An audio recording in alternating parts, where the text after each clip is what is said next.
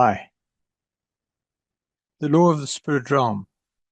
What happens the moment that you die? If you do not believe the Almighty Creator exists, or if you're a nominal believer who thinks that simply ticking a box secures your eternal future, this video is a direct and sobering message for you. Let's be brutally logical. The Almighty has explicitly stated, why would I want somebody to spend eternity with me when they do not believe I exist? He's not desperate for your company, and he will not force you into his presence. If you choose to ignore him now, your default destination is a terrifying legal trap. You will not go to hell when you die. Instead, you will remain on earth trapped as a disembodied ancestor spirit, what the world calls a demon or a ghost. You'll be left to wander, perhaps haunting your own relatives, watching them repeat your exact mistakes, but with one agonizing restriction. You will have zero power to speak to them, warn them, or correct them. You will be a silent, helpless observer to your family's descent into the exact same trap you have fallen into. Why should you listen to me? I'm an engineer. I do not deal in religious sentimentality or blind faith. I deal in structural reality and verifiable facts.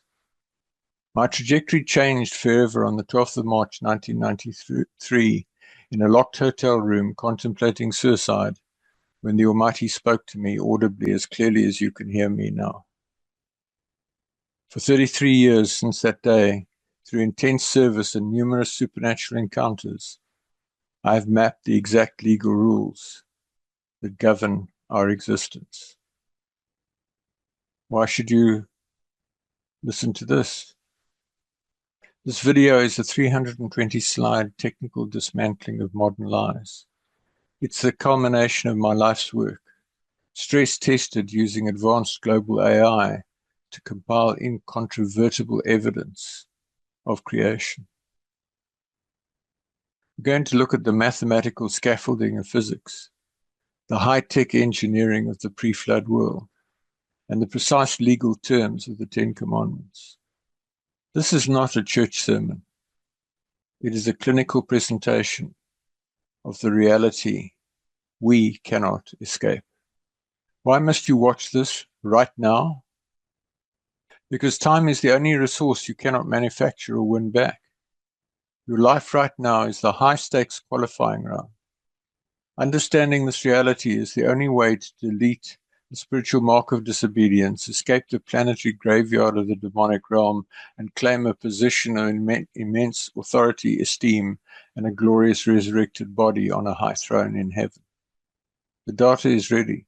The rules of engagement are clear. Stop guessing with your eternity and go for it right now. Let's look at the evidence. So, those are just a few images from the presentation, and I'm going to offer you what I call an engineering proof that the Creator is real. And I'm going to suggest for your consideration that proof of creation is everywhere. I'm going to suggest that you stop guessing and discover the incontrovertible Google AI verified evidence that the Creator is real. To recap, why should you watch this video? If you do not believe in the existence of the Creator, or have been doubting his existence, or do not have a meaningful relationship with him, or don't know how to communicate your belief to others, this video is for you. Why should you listen to me? I speak to you not just as a believer, but as someone who's heard the Creator's voice audibly and continues to hear it. In 1993, he spoke to me audibly, setting me on a 33-year journey of service, supported by supernatural evidence. I converse with him daily. As an engineer, I deal in facts and structural reality. As a servant of Father Yah, I deal in the absolute certainty of his existence. That's why I'm qualified to lead you through this evidence. Why this video? As an engineer with a doctorate, I've been seeking to understand the how of creation to prove the reality of the Creator without relying solely on supernatural experiences or James says so or the Bible or whatever. This presentation is the result of that quest. By leveraging the analytical power of Google Gemini to research every corner of human knowledge and its vast knowledge of the World Wide Web, a level of evidence has been uncovered that is mathematically and biologically undeniable. You're about to see proof of the Creator. It stands up to the most intense scrutiny. Why now? As I said a few minutes ago, every moment spent in doubt is a moment lost from your true purpose. Once you realize the Creator is real and that He's seeking you, everything changes. This isn't just about information, it's about your position for eternity.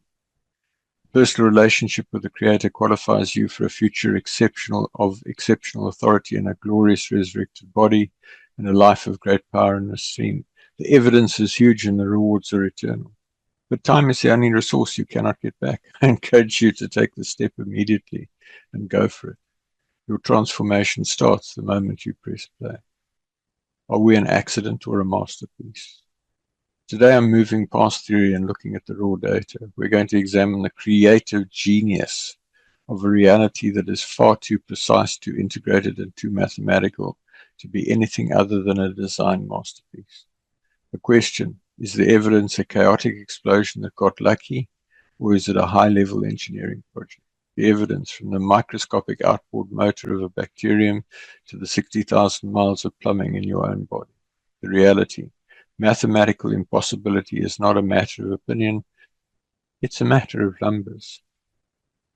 So my goal is to present you with so much incontrovertible evidence that you will recognize the existence of the Creator. A bit about this presentation. It's long and it's detailed. My goal is to give you every possible angle on why you should believe in the Almighty Creator and what to do when you come to believe. I recognize that I may never get to speak to you personally and you may not be able to access other resources. So I'm treating this as a once-in-a-lifetime opportunity to present to you. For this reason, I'm going into a lot of detail, but I will go over it at a headline level only. There's a link in the comments to download a PowerPoint show so that you can work through the detail at your convenience. And there's also a link to download this PowerPoint deck, which you're free to use in whatever way you want. Thank you for your understanding. So some experiential inputs to my life and my approach which inform this. First of all, engineering. Secondly, I was a military commander. Thirdly, I have a science degree and studied science throughout my time at school and university. And finally, business experience, all of which brings together these insights that I'm going to share with you. I want to talk about the Goldilocks principle, just right design.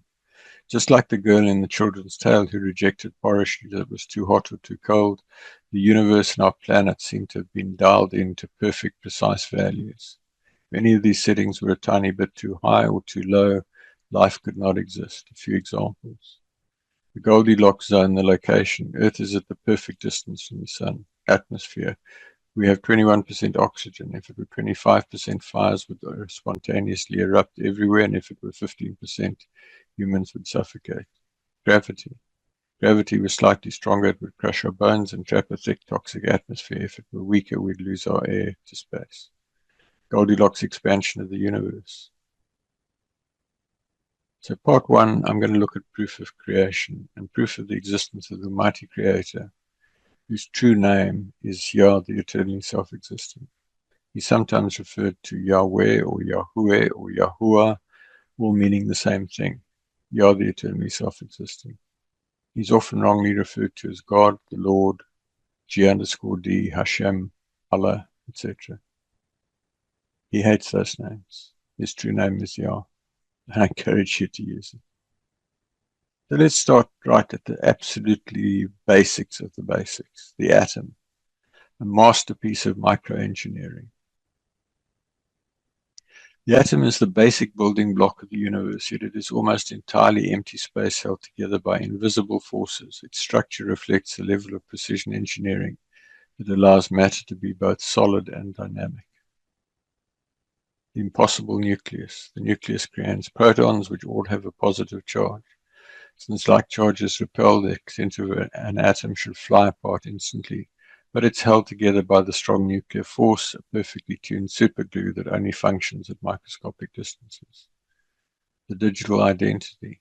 Every element is defined by its proton count, which shows that matter is built on a specific, numbered system.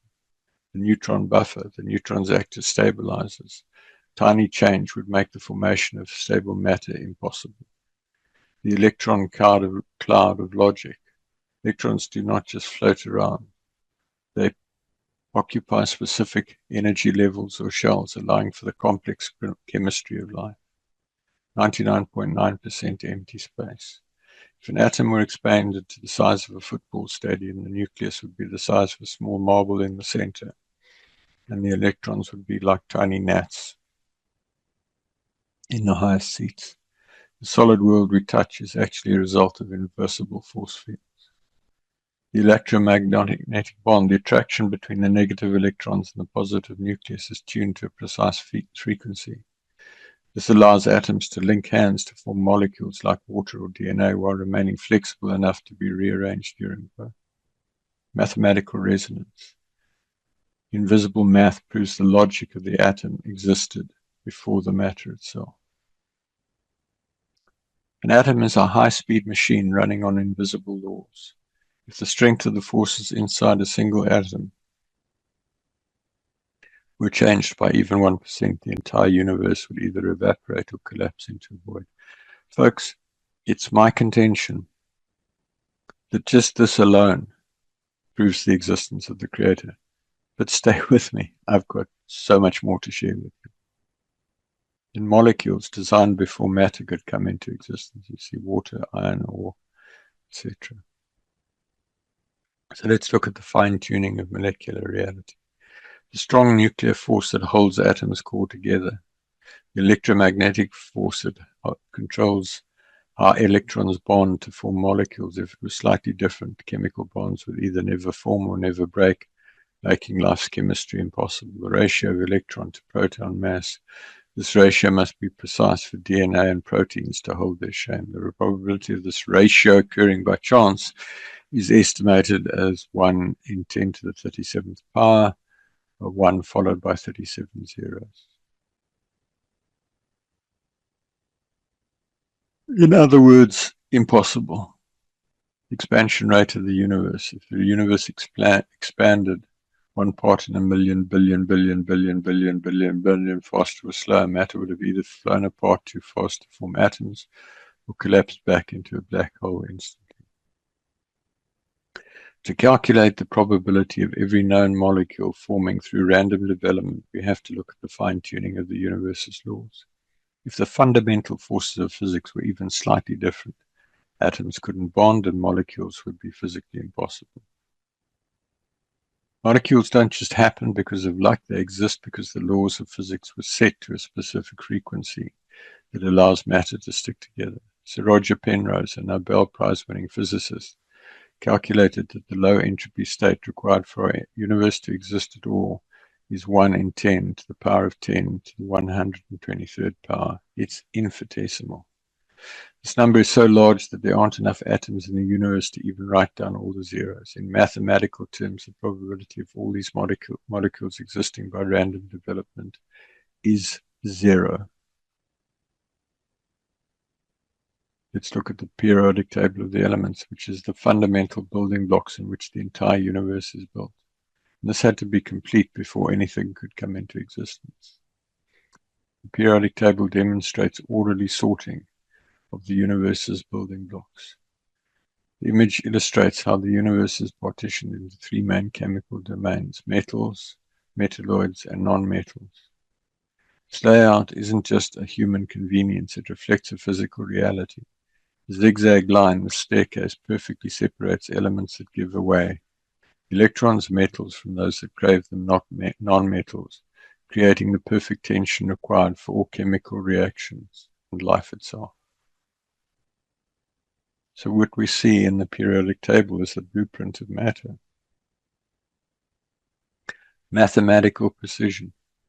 predictive power. When Mendeleev first drafted the table, he left gaps for elements that hadn't been discovered. He was able to predict their weight and color because the creative genius of the table's structure demanded they exist. The octet rule, harmonic stability. Rule of 8 acts like musical octaves, dictating how atoms must dance together to form everything from salt to DNA. The periodic table is often described as the map of the universe. It isn't just a list of elements, it's a profound display of mathematical order and chemical predictability. The chemical alphabet.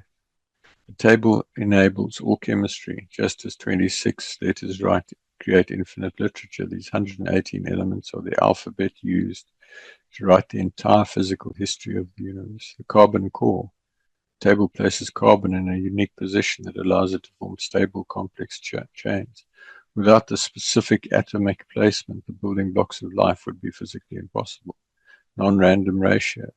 If the mass of an electron changed a fraction, the periodic table would collapse into a chaotic mess that couldn't support matter. The probability of order. The chance of 118 distinct elements appearing with such perfect interlocking mathematical properties by random accident is 0. It's equivalent to a deck of cards being shuffled and falling into a perfectly numbered sequence by suit every single time for eternity. So the periodic table is not a human invention, it is a discovery of a pre-existing mathematical law. Its existence proves that the universe is built on a foundation of logic and intent rather than a random collision of particles. So I have to say again, evidence that the Creator exists. Then the miracle of water, 7 design wonders. Water is far more than a simple chemical. It's a highly tuned biological medium. From its rule-breaking density to its sensitivity to intention, every drop of water appears intentionally designed to be the cradle of life. And you see the molecular structure on the left there, and you see images there of different ice crystals formed when different language was spoken to water, ranging from beautiful crystals for truth and a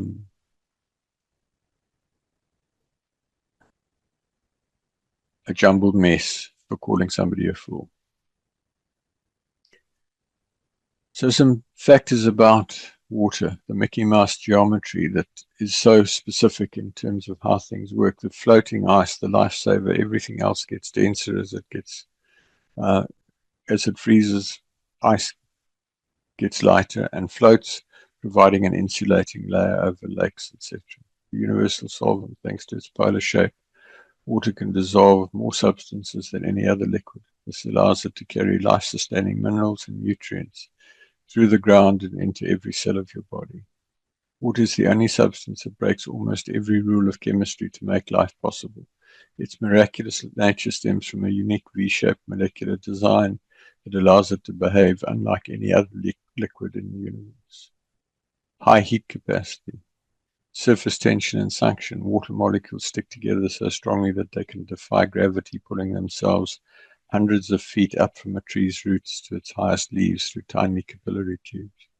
The three-phase masterpiece. Water is the only substance that exists naturally as a solid, liquid, and gas within the narrow temperature range of Earth. This triple-phase capability drives the entire water cycle, recycling the planet's resources through rain and snow. Emotional resonance, the Emoto research. Research by Japanese scientist Dr. Masaruto Emoto demonstrate that water senses and responds to human consciousness. We've looked at that. So let's look at the genius of carbon, why life depends on it. The four-handed bonder. Carbon has 4 valence electrons, meaning it can form 4 strong bonds simultaneously. This makes it the ultimate Lego brick of the universe, capable of building massive stable structures. Infinite chain building. It enables DNA, Goldilocks bond strength. Carbon's bonds are strong enough to hold a body together, yet flexible enough to be broken down and rebuilt during digestion and any energy production. Double and triple bond versatility, compatibility with the life suite. Carbon bonds perfectly with hydrogen, oxygen, and nitrogen. Together, these 4 elements form the language of biological information. It's stable in water, and it's the only logic for DNA. Carbon is often called the king of elements because its unique atomic structure makes it the only viable foundation for complex life. Without its specific placement on the periodic table, the chemistry of life would be physically impossible. Again, this speaks to a creative genius, a creator. Think about it. Download the PowerPoint or the show and go through all of those points in detail. The laws of physics, pre-existing blueprints. The law of gravity, this law determines the exact strength of attraction between all matter. If gravity was slightly stronger, the universe would have collapsed back into itself eons ago. Slightly weaker stars and planets could never have clustered together. A strong nuclear force, without the specific law in place, matter would simply fly apart into a chaotic subatomic mist. The electromagnetic force, this law dictates how light and electricity behave. It is fine-tuned to a degree of 1 part in 10 to the 40th power. If it were off by a hair, chemical bonding would fail and your fingers could never hold a pen. The universe operates on a set of fixed laws that must have been predetermined. For the physical world to exist, these mathematical rules had to be established before the first atom could ever form. The law of entropy, the second law of thermodynamics. This law ensures that energy flows in a specific direction from hot to cold. Without this preset arrow of time, the complex chemical reactions required for digestion and life would be impossible. The precision of the electron mass, the cosmological constant, the language of mathematics. The laws of physics are written in the language of maths. The fact that the universe follows consistent logical equations proves that the logic was established before the physical matter arrived to obey it. The laws of physics are not things made of matter, they are the invisible operating system that matter follows. You cannot have a functioning machine without the code being written first. So let's look at the equations of reality, mathematical genius. These arcanic formulae are the mathematical scaffolding of the universe. Formulae prove the universe follows strict pre-written equations. Folks, this is not my language. This is coming off the internet. This is the synthesis of the collective wisdom of the internet. First equation 1, E equals mc squared, mass energy equivalence. F equals ma, Newton's second law, force equals mass times acceleration. Ensuring that every movement from a falling leaf to a spinning galaxy is predictable and mathematically consistent. Universal gravitation, the inverse square law, is the only reason planets can maintain stable circular orbits instead of spiraling into the sun. Fine structure content, alpha, approximately 1/137. This magic number determines the strength of the interaction between life and matter. If it were even slightly different, stars would not shine and atoms would not be able to hold on to their electrons. The speed of light, Planck's constant. The law sets the scale for the subatomic world. It ensures that energy comes in specific packets, quanta, preventing the ultraviolet catastrophe where all matter would instantly radiate away its energy and disappear. The logical priority of code. These formulae are not made of atoms. They are the invisible rules atoms obey. The fact that the universe can be described by simple, eloquent equations proves a mathematical mind behind the physical curtain. Equations like E equals mc squared weren't invented by Einstein, they were discovered. They're the pre-existing source code that was running before the universe powered on. Let's look at the engineering of the universe. The Earth is just one of an estimated 100 billion to 3.2 trillion planets in the Milky Way galaxy alone. Here's a view from Earth with the Hubble's telescope. Just see how many stars and everything else just in that one little photo frame. The images highlight the staggering scale of our galaxy and the observable universe. To translate these massive numbers into evidence for creative genius, we look at the physical requirements and the fine-tuning necessary to hold such a vast system together. First of all, the massive scale and precise order. The image notes 2 trillion galaxies, each with billions of stars, for this to be a stable cosmos rather than a chaotic explosion. The expansion rate, the cosmological constant, had to be tuned to 1 part in 10 to the 120. The Goldilocks placement, the solar anchor, a slightly larger star would burn out too fast for life. A slightly smaller one would require Earth to be so close we would be tightly locked, one side always burning, one side always frozen. Mathematical consistency. The spiral shape seen in the image follows the Fibonacci sequence in the golden ratio. The same mathematical signature appears in snail shells and flower petals, demonstrating the universal geometric blueprint. Information before matter. Before these 3.2 trillion planets could form, the laws of gravity and thermodynamics had to be coded. Matter cannot follow a law that doesn't exist yet, evidencing that the software of physics preceded the hardware of the stars. Problem of nothing. An external non-material source of power that exists outside the physical constraints of time and space, the interdependence of systems. The universe is not just big, it's an integrated system of trillions of parts moving in mathematical harmony. The odds of these 2 trillion galaxies forming a stable life-permitting environment by accident are zero, proving instead a masterpiece of intentional cosmic scale engineering by a master architect engineer, etc. The fine-tuned universe, the Goldilocks physics. Fine-tuning of the universe refers to the discovery that the fundamental constants of physics are dialed to such a precise degree that if any one of them were altered by even a hair's breadth, matter, stars, and life would be physically impossible. So more evidence of a creator. Strong nuclear force, the electromagnetic force, the cosmological constant. We've touched on these before. Gravity's precision. If the force of gravity were altered by 0. all those zeros 1%, stars like our sun would either be too unstable to shine or too short-lived for life to develop. The electron to proton mass ratio, the carbon resonance, pre-calculated mathematical miracle, low entropy, the Penrose number, the precision required for the initial state of the universe to allow for any order at all is 1 in 10 to the power of 10 to the 123rd power, a number larger than all the atoms in existence. So the universe is set up. Thousands of independent physical dials have been set to the exact position required for life. Statistically, the odds of this occurring by accident are zero, pointing to an intentional cosmic scale engineering project. The solar system, precision engineering in motion. Our solar system is a masterclass in stability and precision.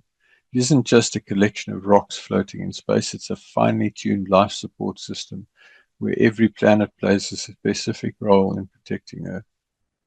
The solar anchor. The sun contains 99.8% of the total mass of the entire solar system. This massive concentration of gravity creates a gravitational anchor that keeps all 8 planets in stable, predictable orbits for millions of years rather than drifting into deep space. The Goldilocks zone. Earth is positioned at the perfect distance from the sun. Jupiter, the cosmic shield.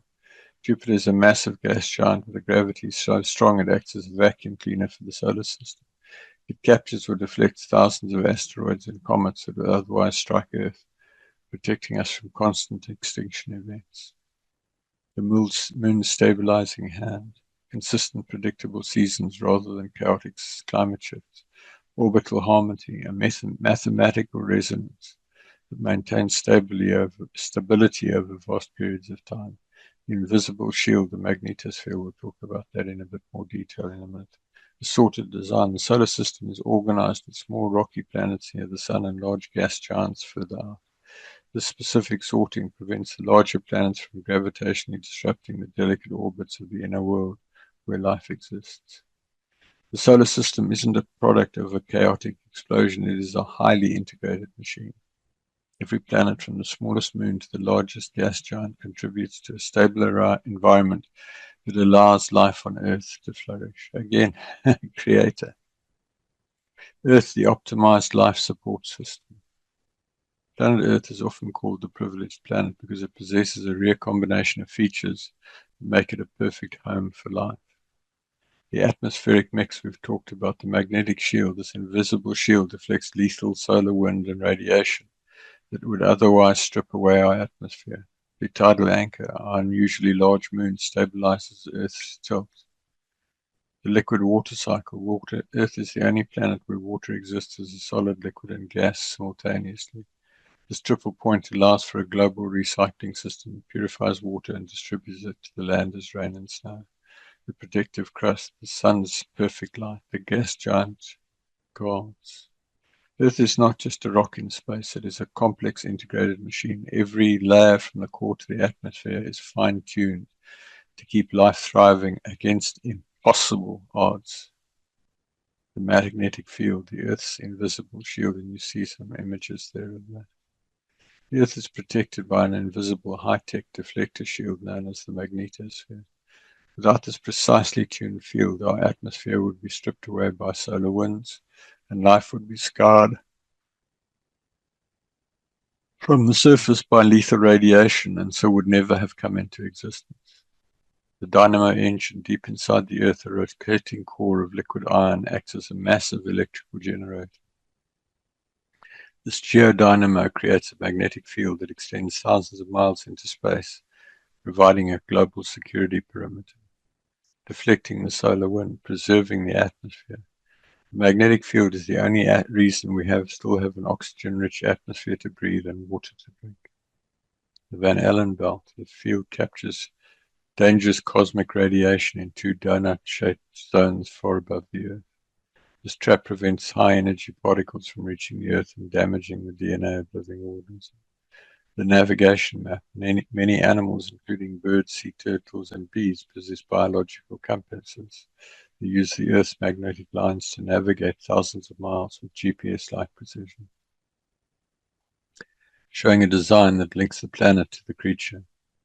The aurora, the warning light. When the shield successfully deflects a solar storm, we see the northern and southern lights. Goldilocks strength.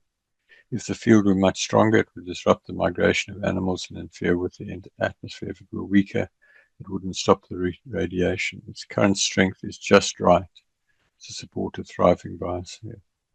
We live in a cosmic shooting gallery surrounded by lethal radiation and solar storms. The fact that our planet has a built-in self-generating magnetic shield that perfectly preserves our air and guides our wildlife is a primary indicator of intentional protective design. DNA, the Universal Digital Operating Manual. Here you see a picture of DNA. This common technology that enables the entire plant, animal, and human world to exist and reproduce. It was required before a single plant or animal could come into existence. DNA, deoxyribonucleic acid, is the universal language of life. It acts as the digital operating manual for every living thing, from the smallest blade of grass to the blue whale and the human being. While the stories written in the manuals are different, the code itself uses the exact same chemical alphabet. First of all, a 4-letter digital code. DNA uses just 4 chemical letters A, T, C, and G, like the ones and zeros of a computer's binary code. The sequence of these letters provides the specific instructions for building and operating every living organism. Staggering data density. DNA is the most compact information storage system in the universe. A single teaspoon of DNA could theoretically store all the digital information currently held by the entire human race, with room to spare. Software before hardware. Before a plant can grow or a heart can beat, the code must exist. This follows the logical law of information theory. A complex code, software, never writes itself. It always requires an intelligent source. The error correction genius, specialized protons, scan the code as it is copied, cutting out errors and repairing typos to ensure that life remains stable across generations. Irreducible complexity. For DNA to work, it needs proteins to read it, but for proteins to exist, they must be coded for by DNA. Neither can function without the other, implying that they were powered on as a complete integrated system. The blueprint for everything. In a plant, DNA codes for photosynthesis. In a bird, for the hollow bones. In a human, codes for the cerebral cortex. The same operating system is flexible enough to run any biological hardware. non-material information. While DNA is made of matter, the information it carries is non-material. Just as the meaning of a book isn't found in the ink or paper, the genius of life isn't in the chemicals, but in the message they carry. DNA is the source code of the universe. It's a universal high-density digital language that proves life is built on information rather than just a random collection of chemicals. And I have to ask you, that proves to me, at any rate, the existence of the Creator. Information theory, the maths of the DNA code. Information theory is a branch of mathematics and engineering that treats information as a distinct, measurable entity. When applied to biology, it reveals that DNA is not just a bunch of chemicals, but a sophisticated high-level language. And the law of mathematics states that information never arises from physical matter alone.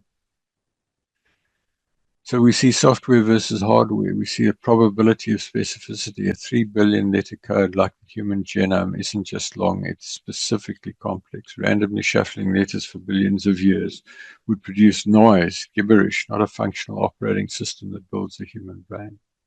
The law of linguistic symmetry. DNA uses an alphabet, nucleotides, grammar, codons, and syntax as genes. Mathematically, every known language or code in the history of the universe has an intelligent source. No exception has ever been observed. High-density data storage, we've talked about that. Such extreme packing and compression are hallmarks of intentional high-level engineering. The sender-receiver requirement. DNA is useless without the complex proteins that decode it, demonstrating that both parts of the conversation were created simultaneously. Zero entropy information. For DNA to maintain and copy its message without dissolving into chaos requires a massive pre-calculated input of order. The cybernetic loop, DNA uses feedback loops like a thermostat to regulate body temperature, growth, and repair. In engineering, these control systems always require a designer to set the parameters and goal of the system. If you saw hello written in the sand, you wouldn't attribute it to the waves. You'd know a mind wrote it. DNA is 3 billion hellos long, perfectly formatted into a functioning body. Math tells us that code is always the product of the mind, the creator. The diversity and creative genius of plants. And there you see just a bit of the diversity of plants. Algae, sea and aquatic, 44,000 species. Bryophytes, mosses, 22,000. Pterophytes, ferns, 13,000. Gymnosperms, conifers, 1,100. Monocots, grasses and lilies, 81,000. Dicots, hardwoods and flowers, 250,000. Angiosperms, marine and wetlands, 410. Plant diversity is a cornerstone of the natural world with approximately 400,000 known species showcasing a wide array of reproductive and structural designs.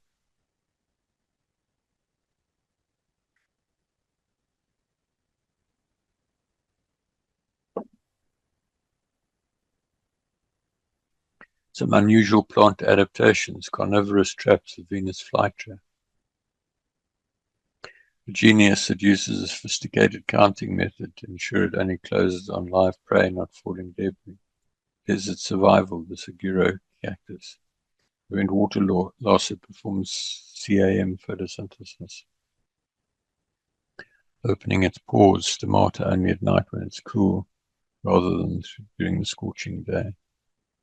The genius of creation in plants, plant diversity, the jump from simple algae to complex fruit-bearing trees requires a massive software upgrade in DNA. The odds of these botanical systems evolving by accident are so low, they're considered mathematically non-existent. The miracle of the seed, encapsulated genius. The seed is a biological time capsule that contains everything necessary to build a massive organism, from the physical building blocks to the digital instruction, all in a state of suspended animation. It is one of the most efficient packaging and survival systems in the natural world. A complete blueprint. Every seed contains a dormant embryo, which is a tiny preformed version of the adult plant, including a root and a shoot. The plan for a 300-foot tree is fully present before the first drop of water is the survival kit, the endosperm, suspended animation. Seeds can remain dormant for years, for decades, even centuries. Some Judean date palm seeds germinated after 2,000 years. They possess a genius internal clock that prevents them from growing until the temperature and moisture are exactly right. Productive hull, the seed code. The digital weight command requires a sophisticated interaction between the environment and the DNA code.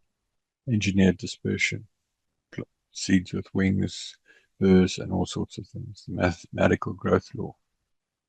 As soon as the seed sprouts, it follows the Fibonacci sequence in its leaf and branch placement. This ensures that every new leaf gets the maximum amount of sunlight, showing a geometric intent from the very first sprout. The seed is the ultimate proof of foresight. It is a system designed not for the now, but for a future that hasn't happened yet, providing the food, the protection, and the code needed to start life from scratch. The diversity and creative genius of animals, and you see a few samples there. I couldn't resist that. So cute.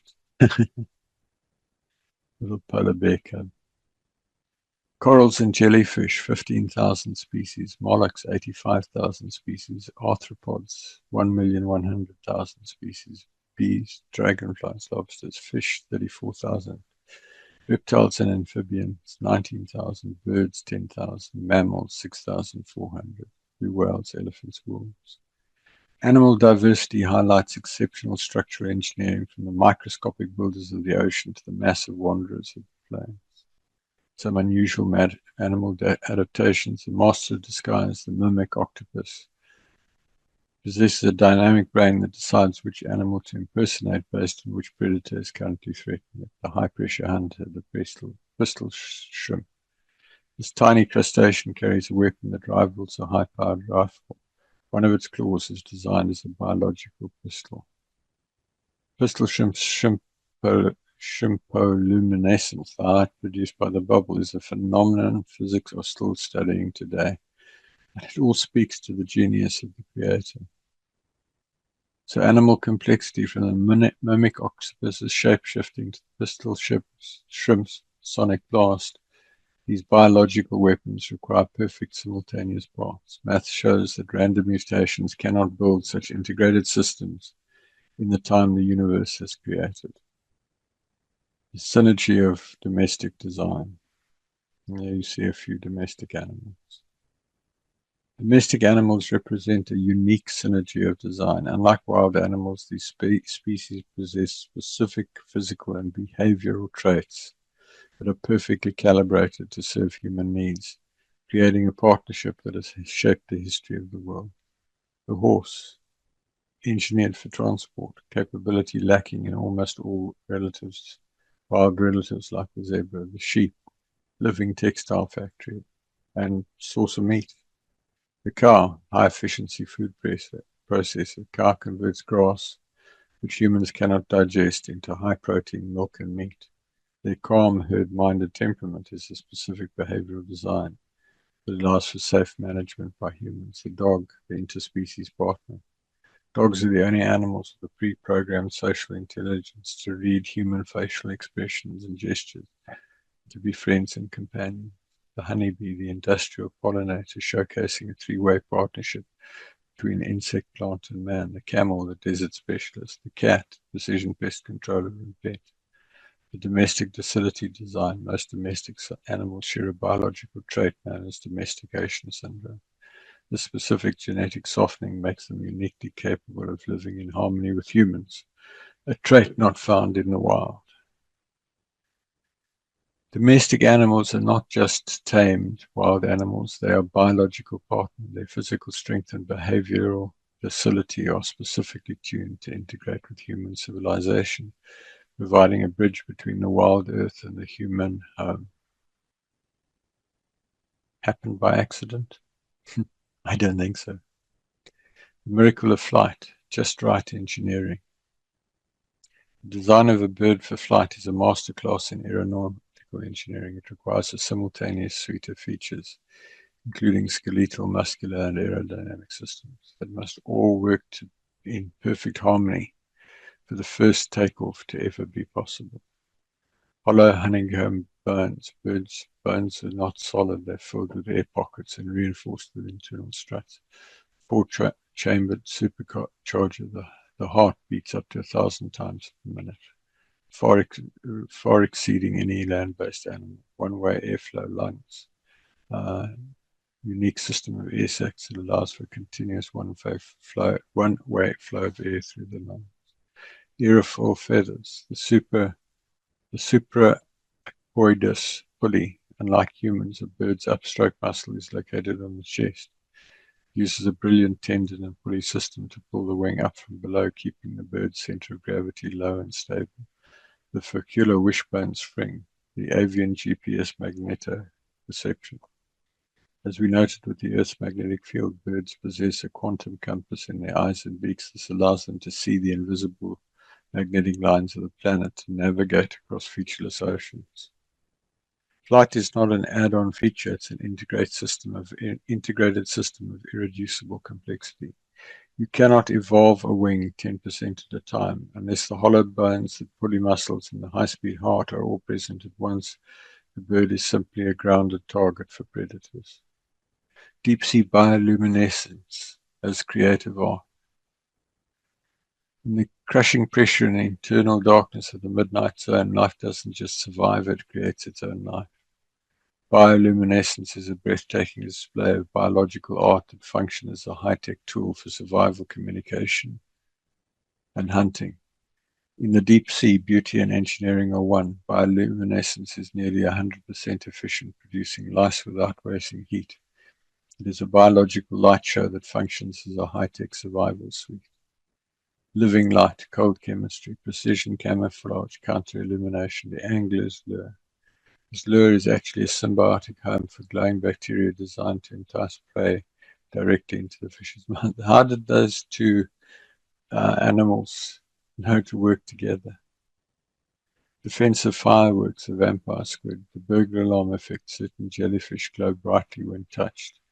Species-specific signaling. Many deep-sea creatures use light signatures, flashes, and patterns to find mates. These are pre-programmed optical codes that allow individuals to recognize their own kind in a vast pitch-black ocean. Red light, snipers. Most sea life cannot see red light, however the dragonfish produces its own red bioluminescence. Bioluminescence is not a random byproduct of chemistry, it's a highly integrated functional art form. From invisible cloaking to optical signaling, these systems represent a level of electronic-like engineering that illuminates the creative genius of the abyss. The bacterial flagellum, nature's outboard motor. The bacterial flagellum is widely considered one of the most striking examples of irreducible complexity in the biological world. It's a literal high-speed rotary engine that made entirely of proteins operating at a scale where human engineering cannot even begin to compete.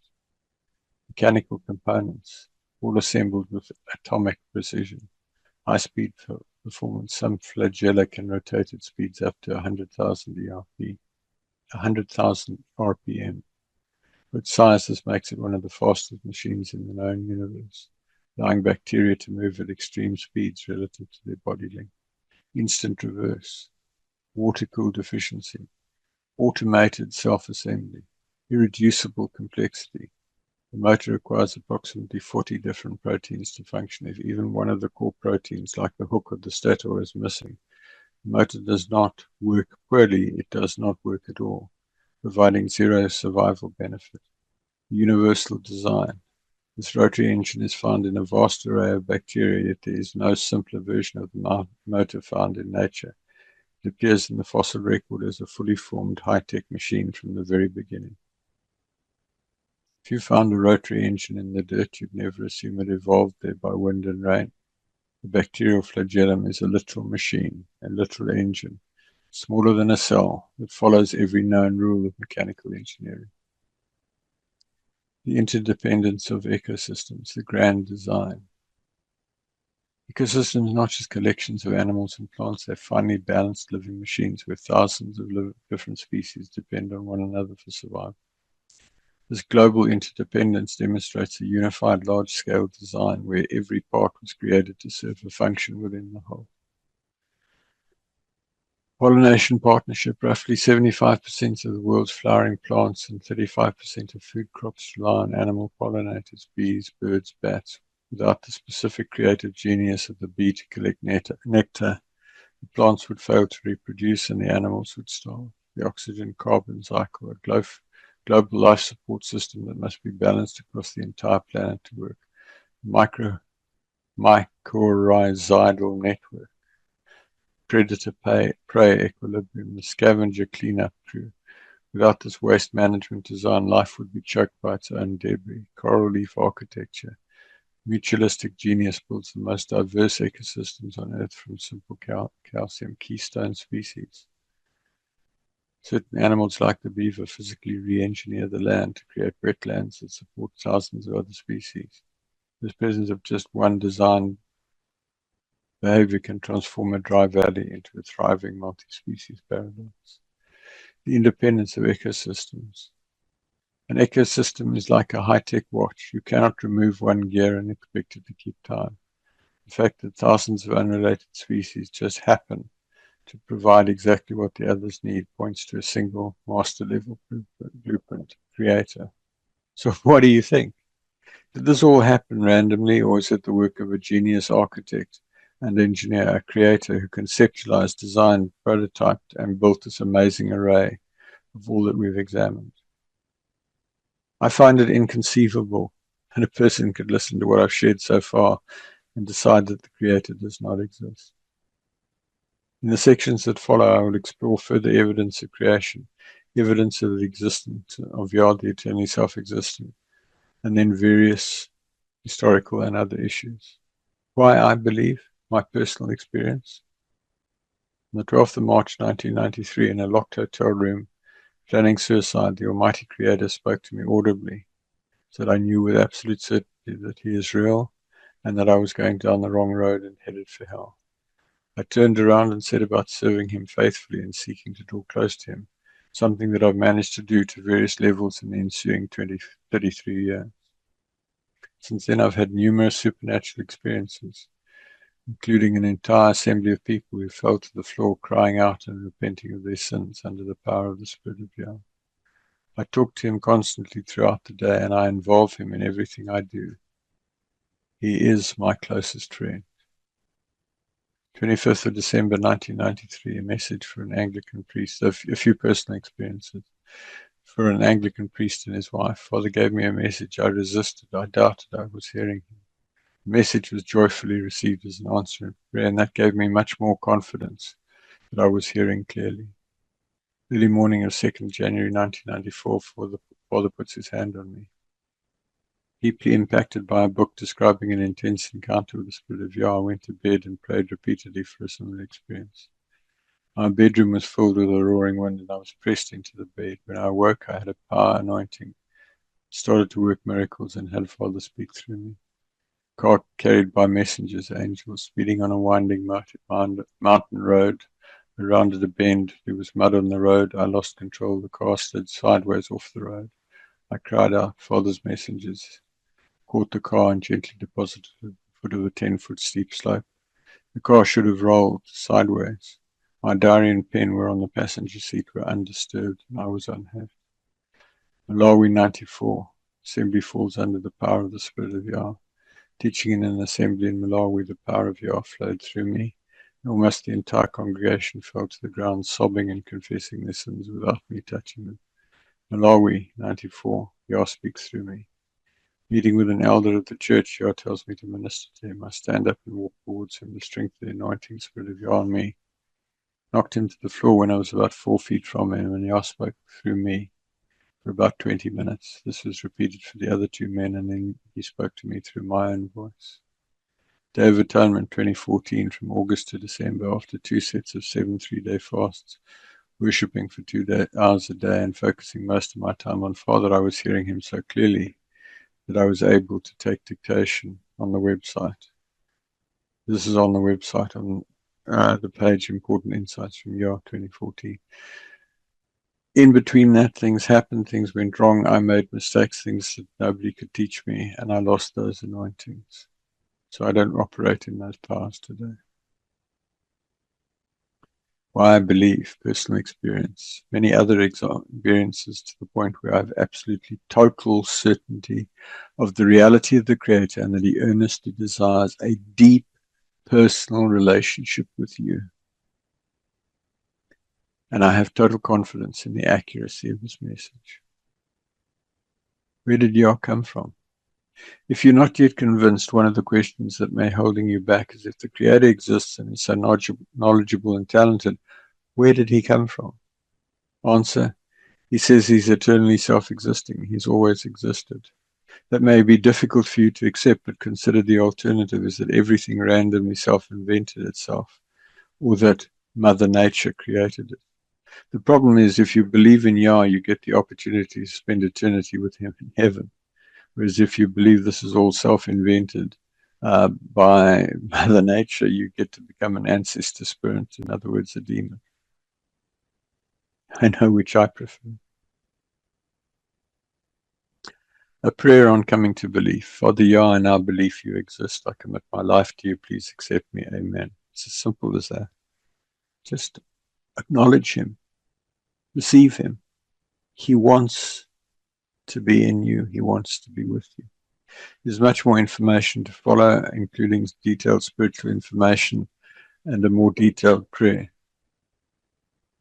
So the Creator desires friends. Let's look at humankind. Human distinction designed for purpose. Human beings possess a suite of creative genius features that separate them from every other life form. These distinctions are not just physical, but also intellectual and spiritual, allowing humans to dominate and understand the world they inhabit.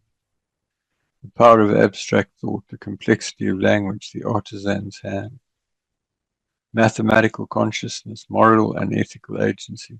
Humans are governed by an internal moral compass. We're the only beings that ask why and should I, making decisions based on concepts of justice, altruism, and self-sacrifice, rather than just instinct. Upright bipedalism, creative dominion. Humans are the only species that re-engineer the planet. Instead of just adapting to an environment, we create technology from fire to the internet to bend the environment to our will, reflecting the creative mind that formed us. Humans are not just biological machines.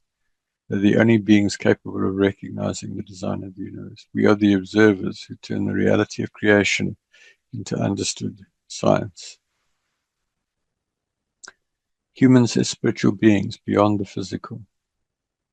Beyond physical biology, humans possess a spiritual architecture that allows us to connect with the non-material world. These traits serve no survival purpose in terms of eating or breeding, but they define the core of the human experience, the search for meaning. Unlike any other creature, humans are driven by a restless why. We seek a higher purpose for our existence, evidencing we're hardwired to find a connection to our origin, the concept of eternity, a spirit that feels at home in the infinite. Aesthetic appreciation. Its hunger for beauty is a spiritual sense that recognizes the artistic genius behind the natural world. We move to tears by a sunset, a symphony, or a painting. Transcendental altruism. Humans often sacrifice their lives for strangers or abstract ideals like truth or freedom. This contradicts the biological urge for self-preservation, pointing to a higher moral law. The internal conscience, we experience guilt and shame or peace and joy, based on a moral code that feels objective and external. This internal compass demonstrates that we are accountable to a higher standard of good. The capacity for worship. Every human culture in history has practiced some form of worship or ritual. This universal Yah-shaped vacuum, evidence of pre-programmed desire to communicate with the Creator. Creative inspiration. We don't just calculate solutions, we receive inspirations, acting as a bridge between the physical and the divine. If humans were purely biological accidents, we would only care about survival. The fact that we crave meaning, beauty, and justice proves we are spiritual beings living in a designed reality. The human body, a masterpiece of integrated systems. Human body is an integrated system of 37 trillion cells functioning as a high-tech performance machine that far exceeds any human-made technology in efficiency and self-maintenance. The self-healing machine, the command center, the brain containing 86 billion neurons. The brain is the most complex object in the known universe. It processes millions of signals per second, managing everything from unconscious heartbeats to the heights of philosophical thought. The infinite plumbing, circulation. Blood vessels stretch 60,000 miles. Optical genius, eyes, versatile, structural versatility, the skeleton. Chemical manufacturing, metabolism. The body is a walking laboratory. It takes raw materials, food, and converts them into instant energy, structural tissue, and complex hormones, all while maintaining a steady internal temperature. Digital blueprints, DNA. Every cell contains a complete copy of your unique code. If the DNA in one person were uncoiled, it would reach the sun and back 60 times, containing enough information to fill thousands of libraries. The human body is not a collection of separate parts, it's an interdependent system. If the heart doesn't pump, the brain doesn't think. If the lungs don't breathe, the heart stops. This level of total integration points to a single, unified design, a creator. The spectrum of care. The spectrum of care, specialists for a masterpiece. The existence of a vast specialized healthcare ecosystem is a testament to the staggering complexity of the human being. Because every facet of our biology and spirit is so intricately designed, it requires a dedicated army of experts to maintain and care for each specific system. System technicians, medical specialists, molecular analysts, pathology and genetics, the architects of movement, rehabilitation, sensory engineers, ophthalmology and audiology, guardians of the mind, psychiatry and psychology, spiritual support, chaplaincy and holistic care. They address the Yah-shaped vacuum and the need for meaning, especially during life's most critical transition. The integrated hub, general practice. The fact that it takes over 100 different medical and spiritual disciplines to care for one person is a direct indicator of our amazing complexity. We are not simple accidents. We are masterpieces that require a lifetime of expert maintenance. Human brain, the ultimate command center. The human brain is the most complex arrangement of matter in the known universe. It functions as a biological supercomputer that operates on less power than a dim light bulb, while outperforming the world's most advanced artificial intelligence. Neural connectivity, 86 billion neurons making trillions of connections, synapses. The brain has more wiring than all the computers and internet connections on Earth combined. Massive parallel processing. Brain handles millions of data streams every second without overheating. Neuroplasticity, self-rewiring. It is a dynamic living hardware responds to the software of thought. Information storage capacity. The estimates indicate that the brain storage capacity is roughly 2.5 petabytes, enough to hold 3 million hours of high-definition video. It organizes this data for instant retrieval through complex associative memory. Efficiency genius, a supercomputer capable of similar calculations would require a dedicated power plant and massive cooling system. The blood-brain barrier, this precision security system, ensures the delicate chemical balance required for thought is never compromised. Consciousness in the eye. Beyond electrical signals, the brain produces subjective experience. Science cannot explain how salty tissues and electricity create love, justice, or self-awareness, pointing to a reality that transcends mere chemistry.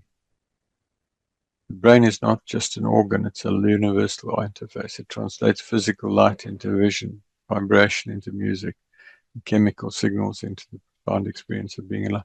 And it also acts as a transmitter and receiver between your spirit and the body.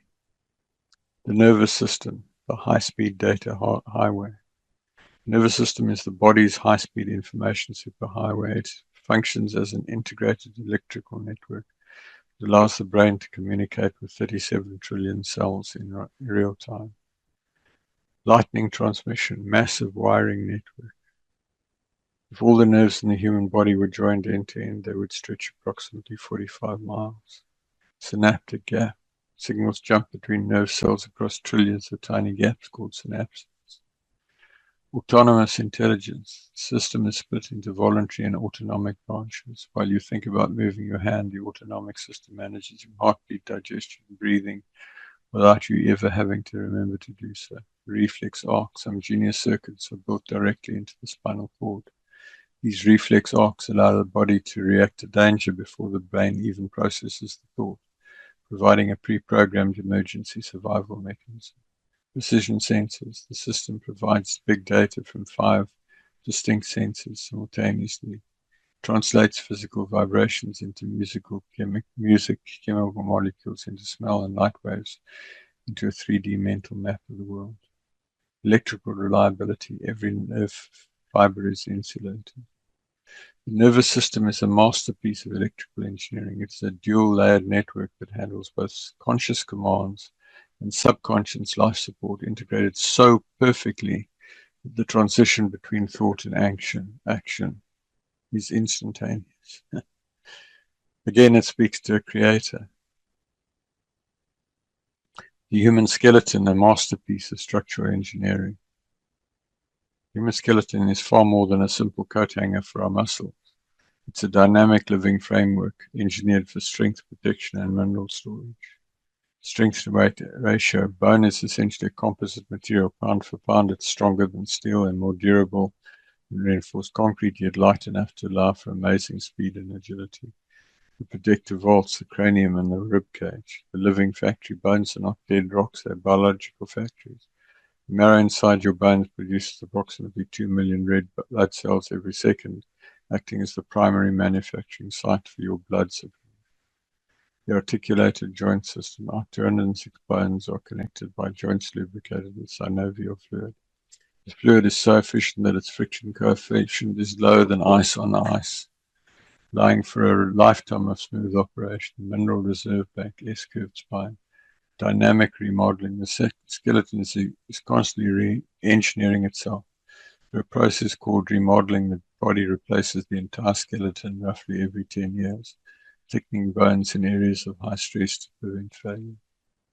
The skeleton is an active, self-repairing structure. It provides a rigid frame for movement, while simultaneously acting as a chemical warehouse and a biological factory. The human eye, an optical masterpiece. The human eye is often cited as the ultimate example of irreducible complexity. It's a high-resolution, self-focusing, dual-lens camera system that translates light into a biological data stream for the brain. The real-time autofocus. The eye's crystalline shapes change shape instantly to shift focus from a distant mountain to a handheld needle. This dynamic accommodation is faster and more precise than the most advanced digital camera. Automatic aperture, high resolution sensor. Automatic maintenance. Averted vision genius. The retina is designed for a fovea for sharp central detail and a peripheral area for motion detection. This allows the eye to alert the brain to movement out of the corner of the eye for survival. Binocular depth positioning. By 2 cameras spaced slightly apart, the brain calculates the stereoscopic 3D vision. This allows us to judge distances with exceptional accuracy, a requirement for everything from hunting to driving. Instant processing. The eye processes 1.5 million messages simultaneously. The genius is not just in the eye itself, but in its perfect integration with the visual cortex, which flips the upside-down image from the lens to the correct orientation immediately. The eye is an integrated system where the lens, iris, retina, and brain must all work together perfectly from the start. If any single part is missing or misaligned, the entire system provides zero benefit, pointing to a unified design.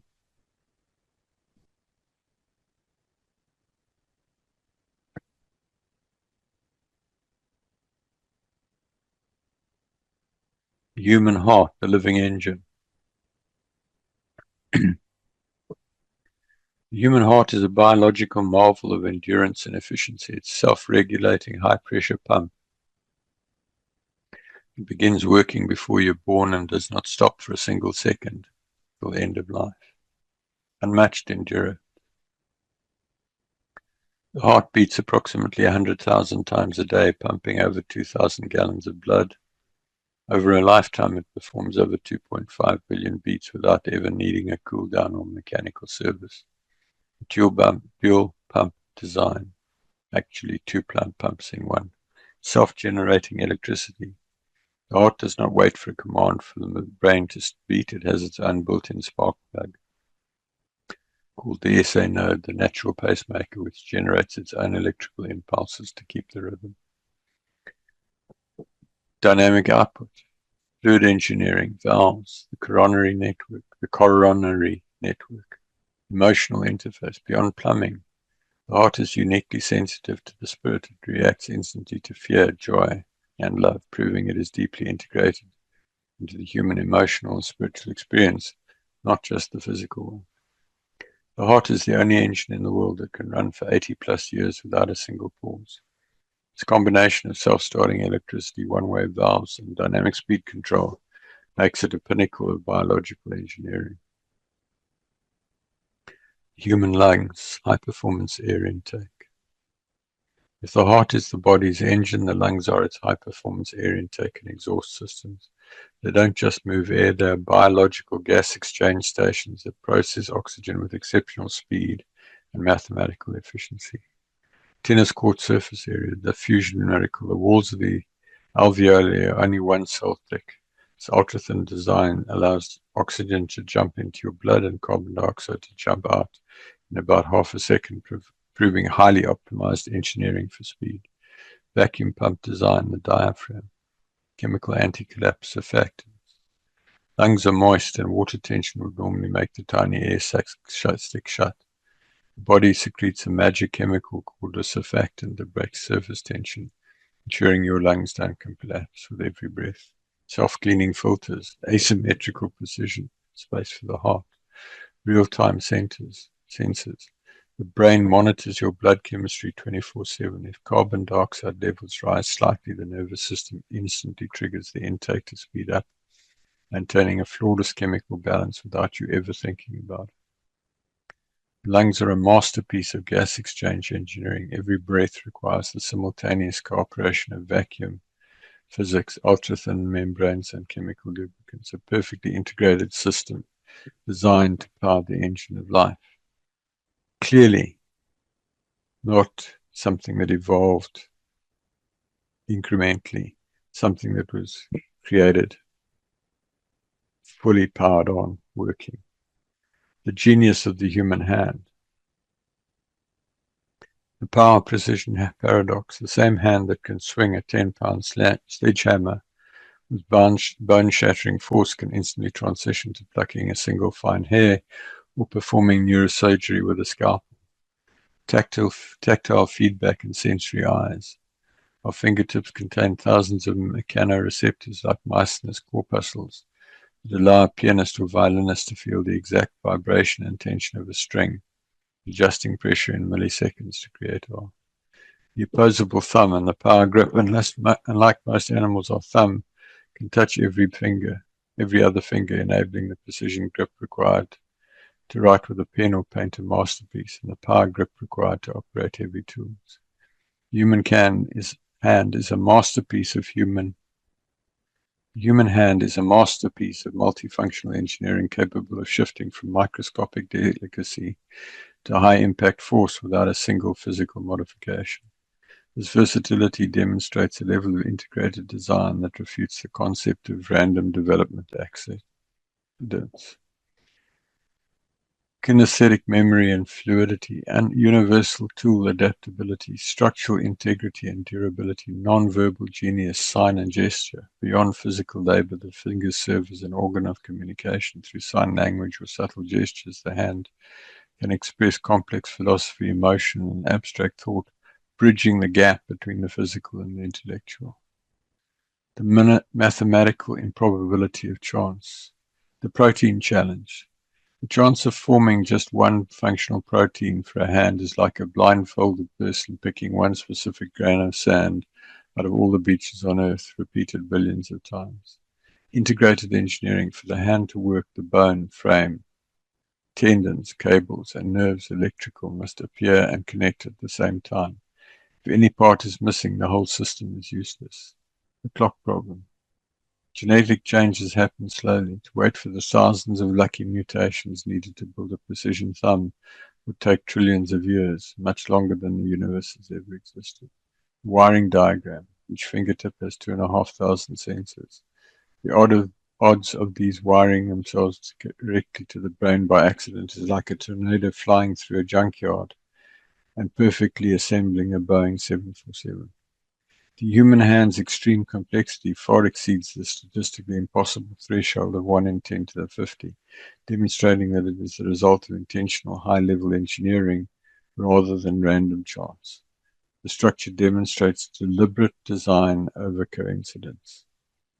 The human hand, with its 2,500 sensors per fingertip and 27 bone frame, the hand is a masterpiece of engineering. Its probability of appearing by chance is less than 1 in 1 followed by 50 zeros. The universal definition of impossible. The genius of sexual reproduction, integrated from day one. Sexual reproduction represents one of the most profound challenges to the theory of random development. For any species to survive, two distinct and compatible versions of that species, male and female, had to emerge simultaneously in the same location with perfectly interlocking biology and matching genetic software from the very first generation. The all-or-nothing hardware. Reproduction requires a specialized set of physical organs that serve no purpose for the individual's survival, only for the species. These parts must fit together with lock and key precision. If the hardware is not 100% complete and compatible on day one, the species ends in a single generation. Genetic software synchronization. Beyond the physical, the DNA must be perfectly synchronized. This mathematical precision must be identical in both parents. The behavioral blueprint. From the intricate dances of birds to the migration of salmon, these survival instructions must be present in the brain from the start for the hardware to ever be used. Chemical communication, pheromones, the third-party miracle, plant symbiosis.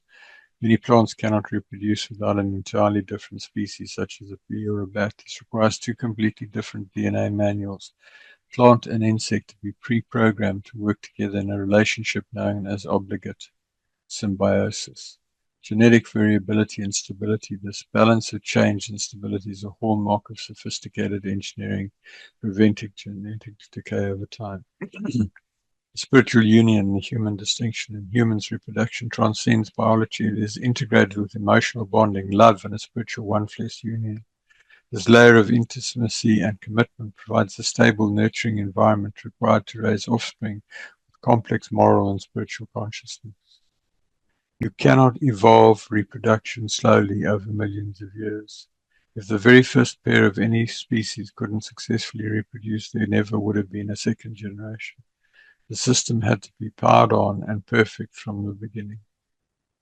So again, we see the evidence of the Creator.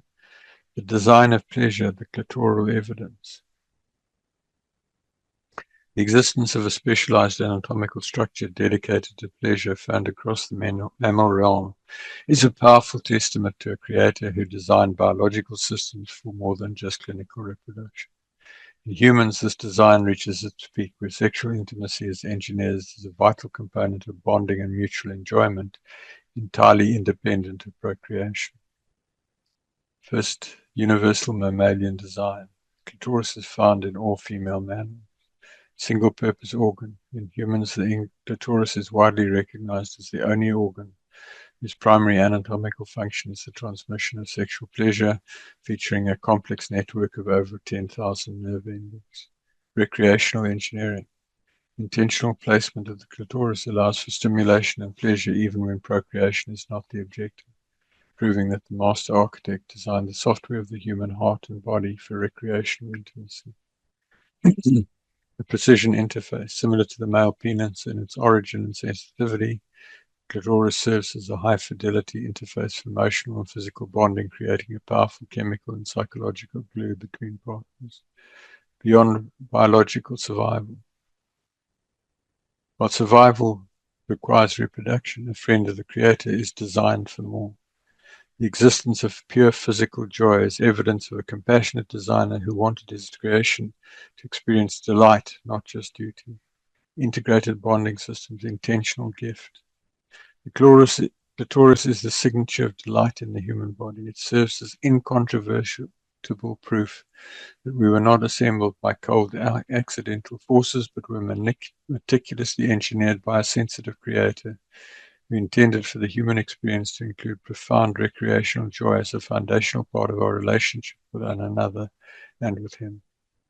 If a machine has a button that serves no purpose other than to make the user happy, you know the designer cared about the user. The clitoris is that button in the human frame, proving our architect is not just a mathematician, but a compassionate friend. The miracle of the womb, automated construction. The womb is the ultimate biological construction site where a single digital instruction set, DNA, transforms two cells into a complete breathing human being with trillions of specialized parts. The process is a masterpiece of automated assembly and high-level engineering. Single cell blueprint. At the moment of conception, the single cell, called a zygote, contains the complete library of information needed to build a brain, a heart, and a skeleton. This all-in-one start proves that the plan exists before the building began. The placenta, the genius life support, a feat of precision biological plumbing, cellular differentiation. The sorting happens in a perfectly timed sequence directed by the DNA code. Folks, just see just how fantastically complex this all is. The miracle of the womb, automated construction, the amniotic shock absorber, the 300,000-mile nerve network, immune system cloaking, the birth transition. At the moment of birth, the baby's heart and lungs must undergo a mechanical flip.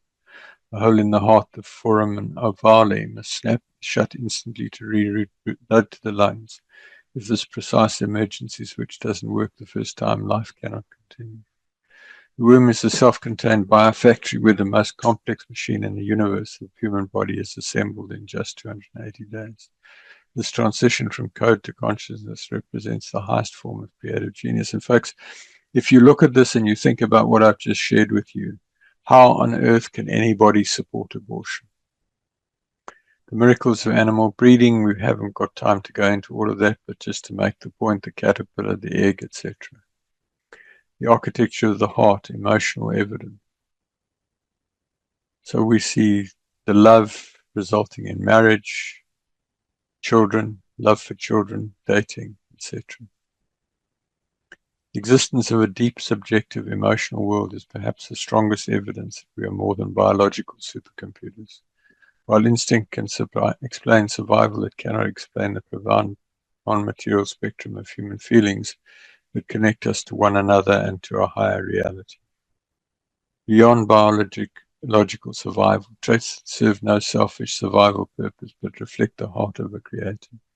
The complexity of hurt and grief, the capacity to mourn proves that we were designed for eternal connection, not just temporary biological existence. The moral alarm of anger. True anger is often a response to injustice. This righteous indignation is an internal moral alarm. It mirrors the Creator's own sense of justice, alerting us when the laws of love have been broken. Fear is a protective gift, the resonance of music and art, the need for intimacy. Humans possess a restless hunger for belonging and being known. This Yah-shaped vacuum evidences that we were created by a relational being who designed us for communion with others and with Himself. The gift of forgiveness. Emotions are the language of the soul. They cannot be built from dry chemicals or random mutations. The fact that we can feel love, empathy, and awe proves we are the sensitive creation of a compassionate and emotional designer. Engineering, the proof of an intentional design. We see there some modern buildings in the heart of London in the UK, an oil refinery, a Ferrari sports car. While human achievements in architecture and machinery represent the absolute pinnacle of our intelligence and training, they serve as a profound measuring stick for the far greater complexity found in the natural world. If the rigid steel of a skyscraper, the intricate processing of a refinery, and the high-speed precision of a supercar all demand an author, then the self-repairing, self-replicating systems of life must logically point to an even higher level of intentional engineering. The blueprint precedes the brick, the hierarchy of complexity, the law of integrated systems. The intelligence requirement, these human achievements represent the pinnacle of education, training, and collective skill. To suggest that systems many times more complex, like DNA or the brain, arose by luck, contradicts every principle of engineering logic. Conceptualization versus collision. No amount of time or random collisions will ever assemble a refinery or a supercar. Engineering proves that information and purpose must be injected into matter from the outside to create functional order. The master architect engineer. If a city's skyline demands an architect, then the interdependence of a global ecosystem demands a cosmic architect. The reality of creation is simply engineering on a scale that humbles human capability. The conclusion of design. We recognize design by its function, precision, and integration. Since these three hallmarks are found in every atom and cell, the only logical engineering conclusion is that a highly skilled, purposeful mind is behind the machine. As someone who designs and operates complex systems, I know that order never comes for free. Seeing as how we wouldn't attribute a car or a building to accidental forces, we have no logical basis to attribute the far superior engineering of life to anything other than a master engineer. Reality of creation, a unified masterpiece. As the ultimate synthesis of my research, bridging the gap between the microscopic code in ourselves and the cosmic order of the stars, I invite you to see that the world is not a collection of isolated accidents, but is a singular, unified masterpiece where every physical law and biological system has been precisely calibrated for a purposeful existence. Mathematical impossibility. Probability's law define impossibility as any chance less than 1 in 10 to the 50th power. The specific complexity of even a human finger or a 3 billion letter DNA code exceeds this limit by trillions, mathematically ruling out random accidents. Irreducible microengines, the bacterial flagellum. Encapsulated seed, genius, the seed. The global life support system. Earth is shielded by an invisible magnetic field generated by a rotating iron core. Without this precisely tuned deflector shield, our atmosphere would be stripped away and scarred by lethal solar radiation. Integrated ecosystems. No species exists in isolation. Information theory. Scientific law dictates that complex digital code, like the DNA operating manual, shared by all life, always requires an intelligent source. Information is a non-material entity that never arises from physical matter alone. The human distinction. Humans are the only beings capable of recognizing these laws. Our physical engineering, the precision hand, and spiritual architecture search for meaning. Identify us as the observers designed to understand the creation. Reality of creation, a unified masterpiece, from the subatomic precision of the atom to the vast stability of the solar system. The universe does not reflect chaos. It's a masterpiece of intentional high-level engineering where thousands of Goldilocks settings are dialed into the only position that allows life to thrive and speaks of the reality of the Creator. The impossible math, the probability of random occurrence, single functional protein, impossible. Human DNA wiring, statistical odds of random formation, impossible. Fine-tuning of gravity, random, extreme precision. Electron to proton mass ratio, extreme precision. Expansion rate of the universe, extreme precision. Cosmological constant, randomly, impossible. Low entropy, the Penrose number. So impossible, it's beyond language. Understanding the scale, the universal limit. Mathematicians such as Borel define any event with low odds than 1 in 10 to the 50. It's having a probability of 0 in our universe. Atom comparison. There are only about 10 to the power of 80 atoms in the entire observable universe. Most of these probabilities require a search space far larger than the universe itself. The verdict: when you see these numbers together, chance is no longer a viable scientific explanation. Math points exclusively to intentional design. To get the low entropy number by chance is like a blindfolded person picking one specific mock grain of sand out of a pile of sand that fills the entire observable universe, and doing it correctly every time for 1 trillion years. So what do you think? Did this all happen randomly? Or is it the work of a genius architect and engineer creator who conceptualized, designed, prototyped, and built this amazing array of all that we've examined? I find it inconceivable that a person could listen to what I've shared and decide that this creator does not exist. In the sections that follow, I will explore information that will help you to better understand the consequences and benefits of believing in Yah, the eternal creator, and the downside of unbelief. Further information in the slides that follow, the prayer on coming to belief and actions to take a bibliography, questions and answers to common questions about creation, what's been presented here. Discussion of why this world is such a mess, discussion of what happens if you do not believe, and questions and answers to a variety of other common questions. Detailed discussion of relationship with the Creator and measures you take to get close to the Creator. So a prayer on coming to belief. Same prayer. Father Yah, I now believe you exist. I commit my life to you. Please accept me. Amen. It's that simple. Don't hold back. Go for it. There's much more information to follow, particularly relating to the spiritual dimension and religion. Also a more detailed prayer. What to do on coming to belief. There's a period of 8 days from sincerely coming to belief for the first time, during which there is extreme grace to help you. See the article, Critical Actions on First Belief, for actions you should take immediately. Link in the comments.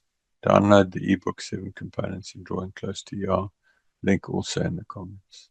Bibliography, The Science of Design, just a couple of a few of the most outstanding references. My proof, sourced from Nobel Prize winners and mathematicians, not just sharing an opinion, but rather the mathematical limits defined by some of the greatest minds in history. Sir Roger Penrose, mathematical physics, Nobel laureate, calculated the low entropy probability of the universe's beginning at 1 in 10 to the power of 10 to the 123rd power. Source, the Emperor's New Mind.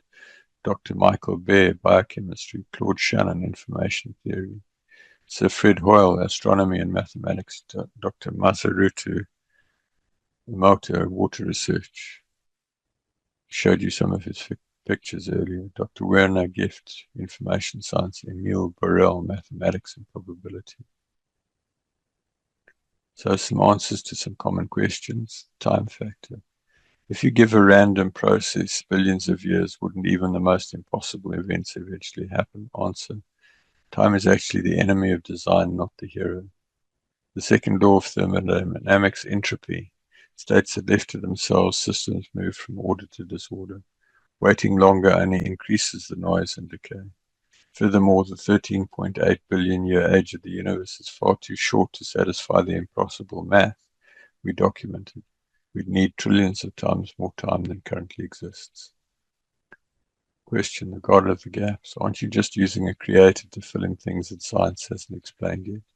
Answer, no. We're not arguing from what we don't know, but from what we do know about information theory and engineering. We know that digital code, DNA, always comes from the mind. We know that rotary motors, flagellum, always come from an engineer. Following the evidence to an intelligent source is a logical conclusion based on consistent scientific observation, not a gap in knowledge. Perfection versus bad design. Question, if there's a creator, why are there bad designs like the human appendix or genetic diseases? Answer, masterpiece can be damaged or decay over time without erasing the evidence of its original design. The crashed Ferrari is still clearly a piece of high-level engineering, even if it no longer functions perfectly. Furthermore, many useless organs like the appendix have recently been discovered to have vital roles, like storing healthy gut bacteria, proving our understanding is often the only thing that is imperfect. The origin of the creator. Question, if everything complex needs a designer, then who designed the creator? Answer, this is a category error. The laws of the universe, time, space, and matter require a beginning. However, the source of those laws must by definition exist outside of them. Mathematics and logic point to a first cause that is uncaused and eternal. You cannot have an infinite chain of designers. Eventually you reach the foundation of all information. Successive steps versus irreducible complexity. Question. Couldn't complex organs like the eye have formed one tiny beneficial step at a time? Answer. The math says no. The eye to provide any survival benefit, you need the lens, the retina, and the optic nerve to work as a synchronized unit. A lens without a retina is useless. A retina without a brain link is a waste of energy. Like the bacterial flagellum, these are irreducibly complex systems that must be 100% complete in order to power on. Why can't we see the Creator? Question. Why can't we see the Creator? If the evidence is so clear, why isn't the Creator visible or obvious to everyone? Answer. The Creator is visible in the same way a software programmer is visible in the code. You don't need to see the architect to know the building was designed. You simply look at the blueprints and the structure. The reality of creation is written in the physical constants of the stars and the digital language of ourselves. The evidence is not hidden. It's there in the very fabric of our existence. Everything presented so far shows the Creator. Part 2, religious and spiritual context. Why we exist, why we believe. Why believe, rewards in the afterlife, why the world is such a mess, and diverse other topics. The pinnacle and purpose of creation, personal relationship. Having examined the hardware and software of the universe, this final step focuses on the user. The evidence proves conclusively that humanity was not just designed to exist, but to understand and interact with the source of that design. We have spent our time looking at the fingerprints of a mastered engineer, but a blueprint doesn't build a house just to leave it empty. It builds it for a resident. You are intended to be that resident, and the architect is waiting for the conversation to begin. The pinnacle and purpose of creation, personal relationship. The intentional pinnacle, the complexity, precision, and beauty found in the world proves that human beings are the central focus and beneficiary of the design of the universe.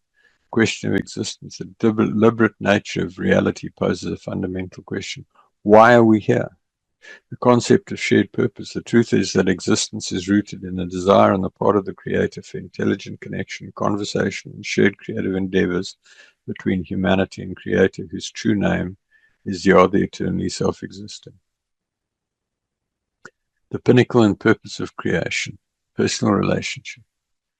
The personal connection. I state with confidence that humans are meant to involve Yah in every facet of their lives, moving beyond survival toward a personal partnership. The human experience, seeking this connection, is the essence of one's purpose on earth. Further exploration, there are many resources available for those looking to explore the specific teaching regarding Father Yah and how to develop a close relationship with the Creator. Visit www.etimin.org. This topic connects the scientific evidence of design to the ultimate question of human purpose. It represents the conclusion that the staggering complexity of our world is intended to facilitate a personal relationship between the human participant and the master engineer. What happens if you believe the eternal outcome? Belief in the master architect, whose true name is Yah, serves as the foundational requirement for entering the kingdom of heaven. Earthly actions determine an individual's eternal rank, authority, and intimacy with the Creator. Based on 2026 demographics, the hierarchy of people on earth who would enter heaven if they died today ranges from a single friend, over 20 overcomers, 2,500 good and faithful servants, 100,000 wise stewards, and 250,000 adulterous wives, and 1 million foolish virgins on earth today. A strictly tiered structure of rewards and consequences. Folks, the number of people who truly believe is minute, and it's your opportunity today to become one of those people. And it's my ambition to increase those numbers dramatically. The qualification for heaven. The most immediate result of belief is qualifying to enter the kingdom of heaven after death, as belief is the foundational requirement for residency. If you have prayed that short prayer that I've given you several times now, a switch has gone on in your spirit, and you're now destined for heaven. question is, what will you do now that you've made that choice? The reward of esteem. Beyond simple entry, a believer has the opportunity to qualify for a position of great authority through a deep personal relationship and service, earning roles of leadership, escaping the lake of fire. At the end of the 7,000-year contest between the Creator and Satan, those who do not believe face a potential end in the lake of fire, ceasing to exist after living as ancestor spirits, in other words, demons, till then.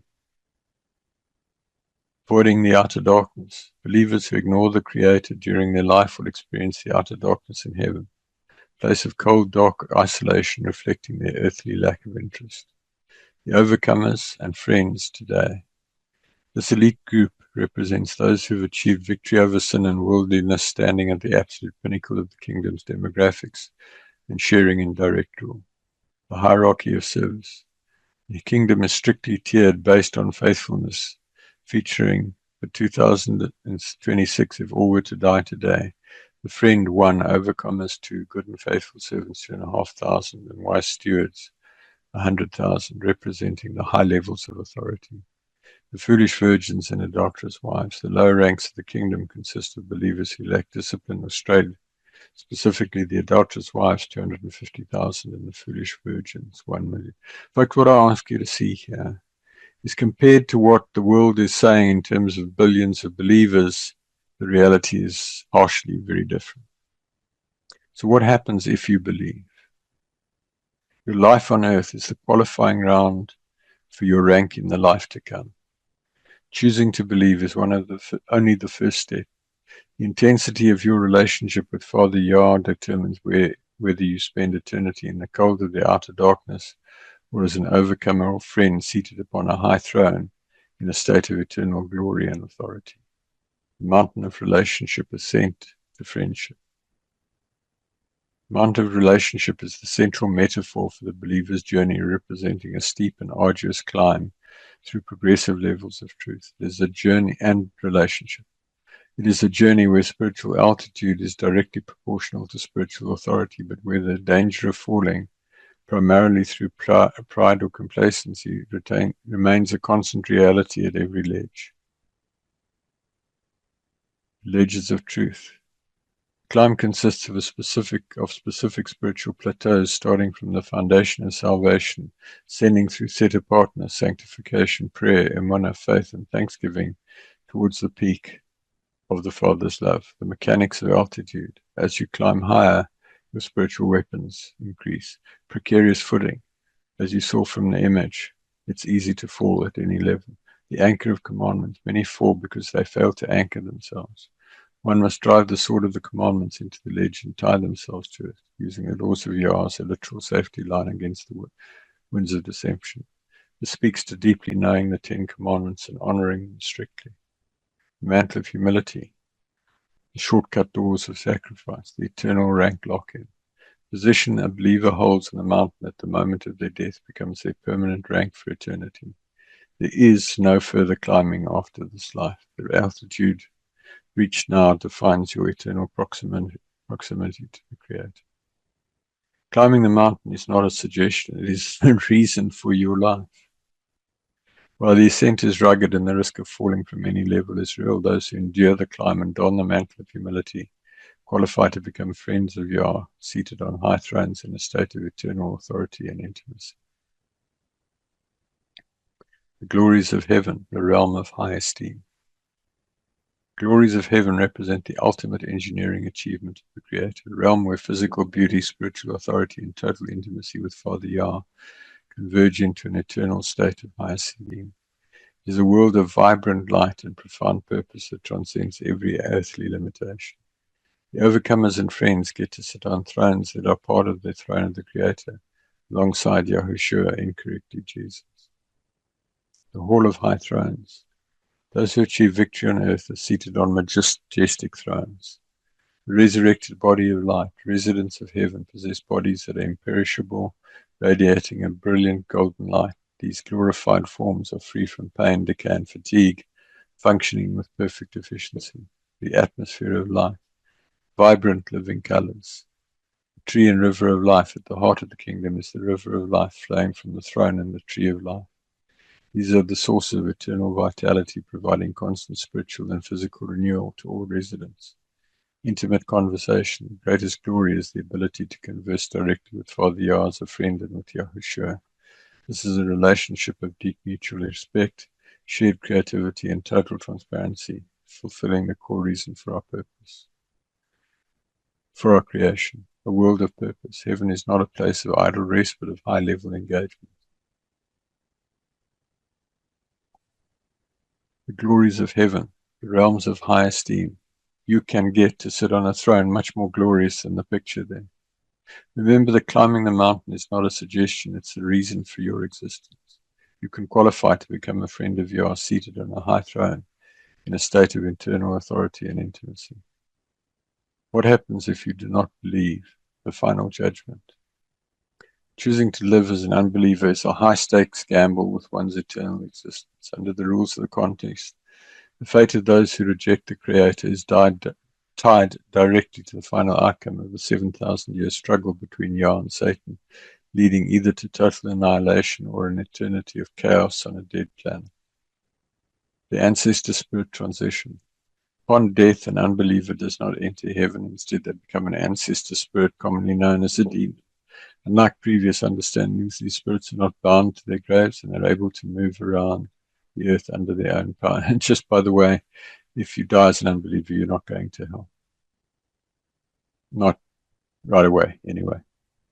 A default servant of Satan. By refusing to acknowledge the Creator, an individual becomes a servant of the satanic realm by default. This makes them eligible for recruitment into the demonic army to further the contest against those who seek Yah. Scenario A, if Satan loses. If the 7,000-year contest in around 3003 ends with Satan's defeat, all unbelievers and demons will be cast into the lake of fire and brimstone. This is the incinerator of heaven, where in a moment of torment and terror they will be utterly destroyed, ceasing to exist forever. Scenario B, if Satan wins. If Satan achieves his goal of having no committed believers on earth, he wins dominion.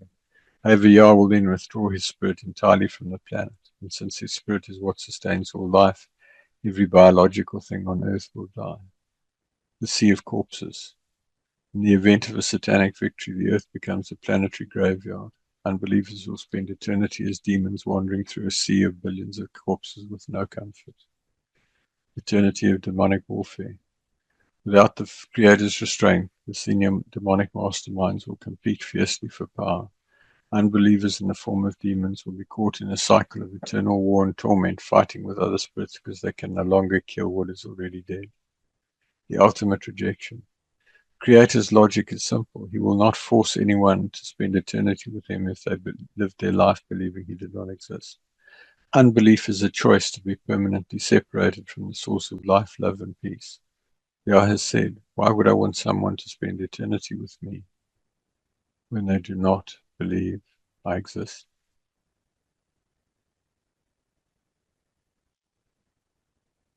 What happens if you do not believe? There is no neutral ground in death for the unbeliever.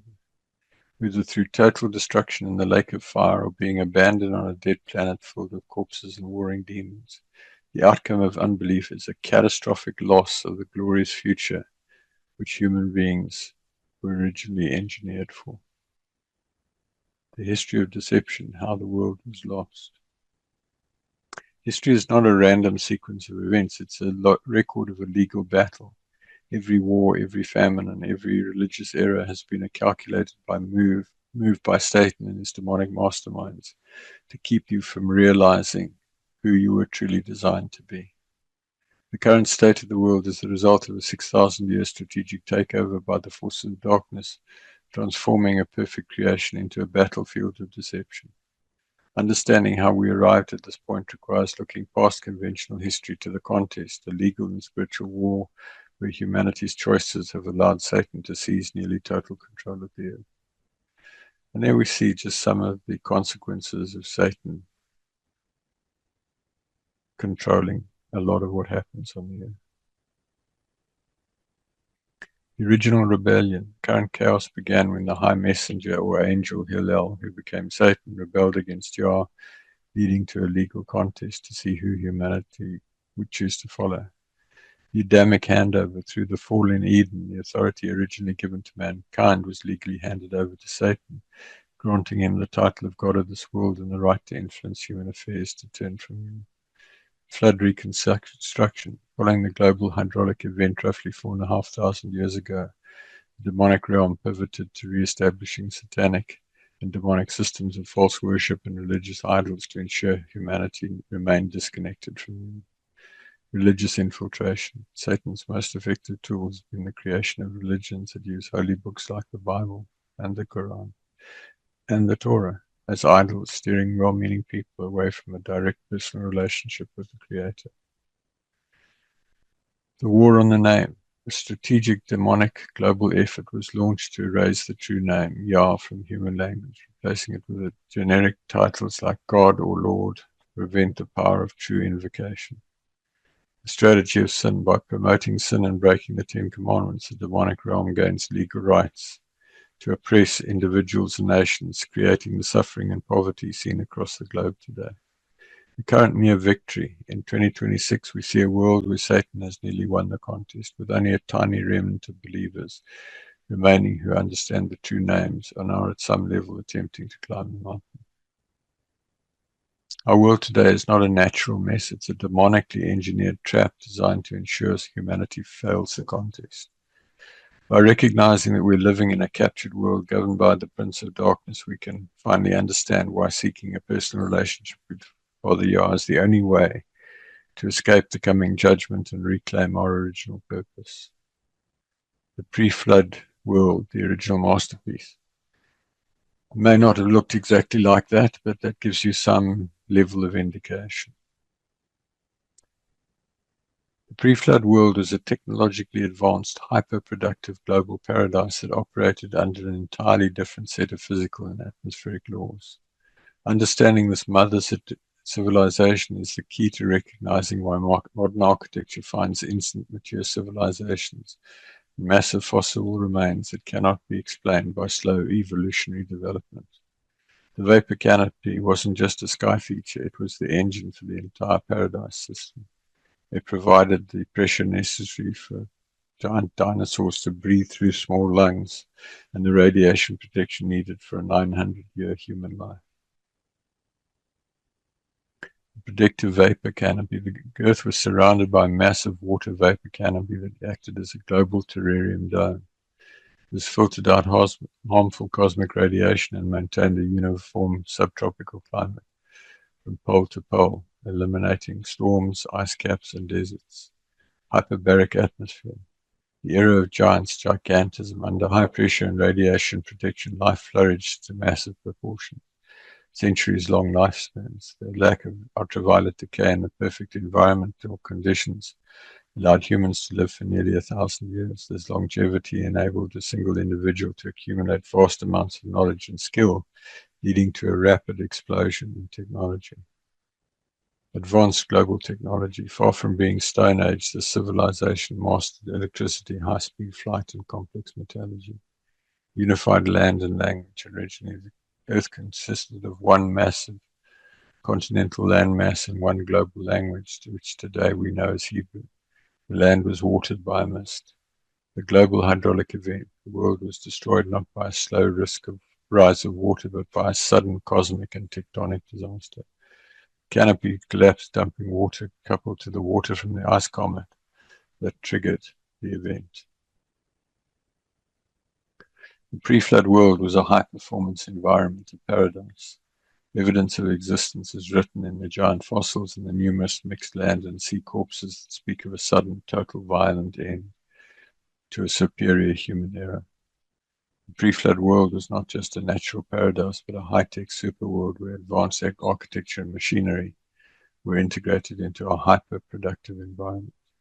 The mother civilization was a fusion of monumental engineering and pristine nature under the protective vapor academy. The global transformation, the global engineering overhaul. The physical landscape of our planet is not a record of slow, uniform change, but a high-energy geological crime scene. Approximately 4,500 years, a massive ice comet from the Kuiper Belt struck the Earth, providing the kinetic energy to shatter the tectonic eggshell and the liquid volume to submerge the globe. This single event transformed a uniform paradise into a scarred, extreme world, proving that Creator's absolute authority over the physical laws of the universe. The Kuiper Belt trigger. The cataclysm was initiated by a massive ice comet launched from the Kuiper Belt by the Almighty. Upon impact, it provided a dual-action catastrophe, torrential rain and flooding from the melting ice, and a physical shove that knocked the Earth off its vertical axis and out of its circular orbit around the Sun. The axis tilt in seasons. The comet's impact created the 23.5-degree tilt of the Earth. This tilt instantly destroyed the global greenhouse effect, creating the North and South Poles and the extreme temperature zones that necessitate the strenuous human existence we know today. Rapid global sedimentation. High-velocity floodwaters carried massive loads of sand and silt, laying down successive layers of strata in a very short period of time. This explains why we find polystrate fossils like tree trunks passing through multiple layers that are supposedly millions of years apart. Doesn't make sense what is generally believed, folks. It really doesn't make sense. This is the true answer. The tectonic ripping, the force of the impact shattered the original single continent. This created the mid-Atlantic ridge, a 10,000-mile jagged seam where the crust was ripped apart, the Mariana Trench, and many other features. Continents did not drift. They slid thousands of miles into their current positions in a very short period of time as the Earth expanded due to overheating core. Uplift of the high peaks. As the continents collided and the crust readjusted, mountain ranges like the Himalayas and Andes were pushed up while the sediment was still soft and pliable. That's why marine fossils are found at the summit of Mount Everest, 29,000 feet above sea level.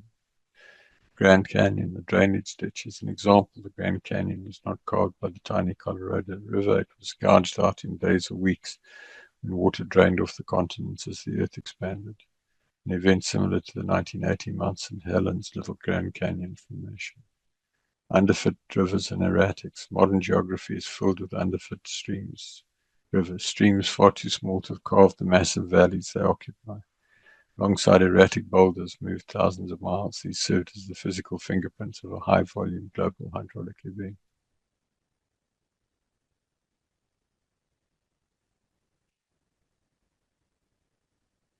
The Earth's topography is the wreckage of a sudden, total judgment. From the jagged scar of the Mid-Atlantic Ridge to the instant carving of the Grand Canyon, the evidence points to a high-speed planetary remodeling. As an engineer looking at these features reveals a world that was physically, shambolically reformed to be more difficult, reflecting the legal consequences of the contest between Yah and Satan. And there's a comparative table between some of the characteristics of the Earth today and the conventional wisdom of slow evolution versus the rapid flood design model. And frankly, folks, if you study this out, you will see that what I'm saying has to be the truth. Post-flood reconstruction, inherited genius. Immediate sophisticated emergence of post-flood civilizations is not a mystery of evolution, but the result of 8 survivors, Noah and his family, applying the high-tech blueprints of a lost superworld to a scarred planet. These survivors carried with them 1,000 years of pre-flood scientific and engineering mastery, allowing for a sudden maturity of architecture, mathematics, and metallurgy that modern man is only now beginning to rediscover. The ship of Noah, the Ark.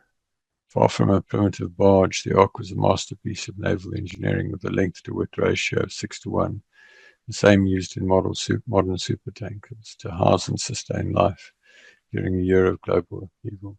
The family of 8, these survivors, Noah and his 3 sons and their wives, were not Stone Age people. They were highly educated members of a pre-flood society that had mastered flight, electricity, and global surveying, enabling them to act as the technical directors for the new civilization.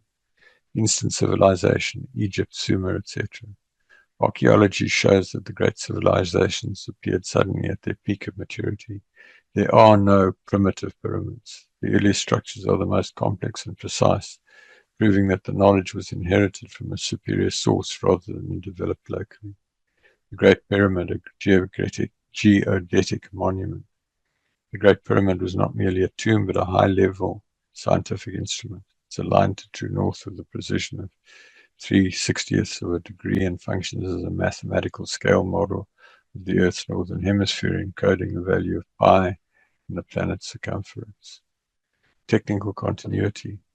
Post-flood records and artifacts evidence the early use of electricity. Complex astronomical computers like the Antikythera mechanism and even high-speed flight, the Saqqara bird, are all remnants of the lost technology brought across the flood. The global survey, monolithic mastery, the ability to move and fit 1,000-ton blocks like those of Baalbek, demonstrates a mechanical ability that baffles modern engineers. This mastery evidences that survivors utilized advanced technology known to the mother civilization. The history of mankind is not a slow climb from the cave, but a struggle to reclaim the lost knowledge of the pre-flood world. The pyramids and many other structures are the physical fingerprints of a family of 8 who possess the engineering secrets of a fallen paradise, proving that our origins are rooted in a state of high-level intelligence and design. As an engineer, when I look at the Great Pyramid, I don't see a tomb. I see a 1 in 43,200 scale model of the Earth. It is a mathematical signal from the past, proving that the first generations after the flood were smarter, stronger, and more technologically advanced than we are today. The 7 components of drawing close to Yah. 7 components of drawing close to Yah represent a rigorous multidimensional discipline designed to cleanse the believer and accelerate their ascent to the mountain of relationship. Based on the foundational teachings of End Time Mission Ministries, these components are not merely religious rituals, but are essential engineering steps required to remove spiritual blockages and align a human being with the frequency of the Creator. 1. Process early errors. 7-day fast, covenant meal, communion, cleansing with oil and water. Constant prayer. Growing close requires a constant conversation throughout the day. This includes specific prayers for wisdom, the removal of deception that focuses on relationship with Yah, moving the believer into a state of permanent intimacy. This is personal and private, not through a human intermediary. You do not have to go to your local place of assembly to do this. In fact, that's counterproductive. Constant worship. Growing close requires high energy worship that focuses on the positive attributes of Yah, moving the believer into a state of permanent intimacy and anointing. There are recommended songs on the website. Study and research. The true seeker must be a researcher of the truth. This involves going beyond holy books that have become idols like the Bible and instead seeking direct truth through relationship with Yah, supported by the ETI website, resources, history, and the engineering of creation to understand the master architect. These 7 components are the maintenance manual for the human spirit. By diligently applying these steps, the seeker moves from being a foolish virgin at the base of the mountain to becoming a friend at the summit. They provide the practical, incontrovertible method for anyone to test and prove the reality of the Creator through their own direct supernatural experience. You don't need a priest or a church or a mosque and an imam or a synagogue and a rabbi or a temple and a priest to find Yah. You need the discipline of these 7 components. They are the tools that allow you to strip away deception and carnality and stand face to face with your Creator. The link to access the full document is in the comments. It's about 72 pages. It's written under a significant anointing with significant inspiration, and I recommend that you read it and apply it as soon as possible. The miraculous planning of the death of Yeshua, Jesus. What you see there is Yeshua on the stake, not a cross, the Ark of the Covenant, and how the blood of Yeshua fell onto the mercy seat of the Ark of the Covenant, introducing a new covenant, a new high priest, and a new offering for forgiveness of sin. The death of Yahushua was a surgical, legal, and mechanical masterpiece of planning, specifically engineered to provide a permanent solution for human sin. It was not a tragic accident, but a highly coordinated event that required Yeshua to live a sinless life as a 100% human being, so that his death could serve as a clean sacrifice. By aligning the timing, the location, and the physical shedding of blood with the hidden Ark of the Covenant, the Creator and Yeshua executed a strategic maneuver to legally reclaim humanity from the power of Satan. The 100% human requirement. Yahushua had to be entirely human, born of a woman with supernatural conception, to live a sinless life and qualify as a legal substitute for human death. Passover alignment, precision of Golgotha. He was executed at the exact spot where the Ark of the Covenant was hidden in a cave, directly beneath the site of the execution stake by Jeremiah at the time of the Babylonian invasion of Jerusalem. The earthquake and the crack. The moment of his death, a targeted earthquake split the rock, creating a vertical conduit for the blood of Yeshua from the stake down to the mercy seat.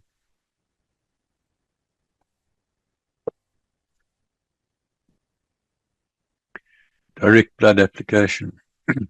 His blood flowed down the stake through the earthquake crack and dripped directly onto the mercy seat of the ark, fulfilling the ultimate legal sacrifice for atonement from sin, the ordination of a new high priest, and the consummation of a new covenant.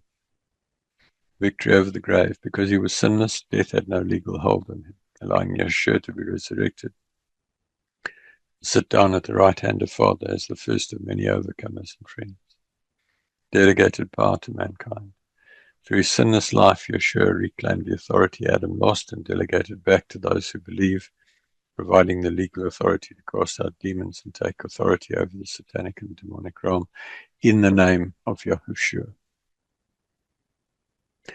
The life and execution of Yahushua was a calculated mechanical event that utilized obedience, physical geography, and spiritual law to bridge the gap between man and the Creator. It proved that the incontrovertible evidence of Yah's genius extends into the legal realm, providing a way for anyone to be cleansed and restored to their original purpose as a friend of the Almighty. This was not a religious story, it was a structural intervention. The earthquake, the crack in the rock, and the blood on the mercy seat were the necessary engineering steps to reset the legal status of the human race. Believers in hell for unrepented sin. So contrary to common teaching, it's not the unbelievers who go to hell. It's the believers who have unrepented sin who go to hell. So believers who die with unconfessed, unrepented sin must undergo a period of intense purification in hell, the correction center, to pay for their transgressions. Only then do they enter heaven. Sinners breaking one of the 10 commandments and certain ancillary laws. This process is a sober legal reality where the duration and intensity of suffering are tailored to the severity of the believer's earthly unrepented sin. This is in recognition of the intense torment that Yahshua underwent to provide a way for repentance and forgiveness. First, legal debt of sin. Unrepented sins create a debt that must be settled in hell, if not cleared on earth through the blood of Yeshua. Purpose of purification. Hell functions as a correction center to burn away sin and prepare the spirit for the holiness of heaven. Duration of punishment. The time spent in hell is directly proportional to the number and severity of unconfessed sins. Intensity of torment. Torment is tailored to the specific nature of the sin, ensuring the punishment fits the crime. Terrifying reality. Believers in hell experience severe terror, heat, and emotional agony due to their disobedience. The role of deception. Many believers enter hell due to false beliefs and failing to repent of their sin. Organized religion is a big driver of this.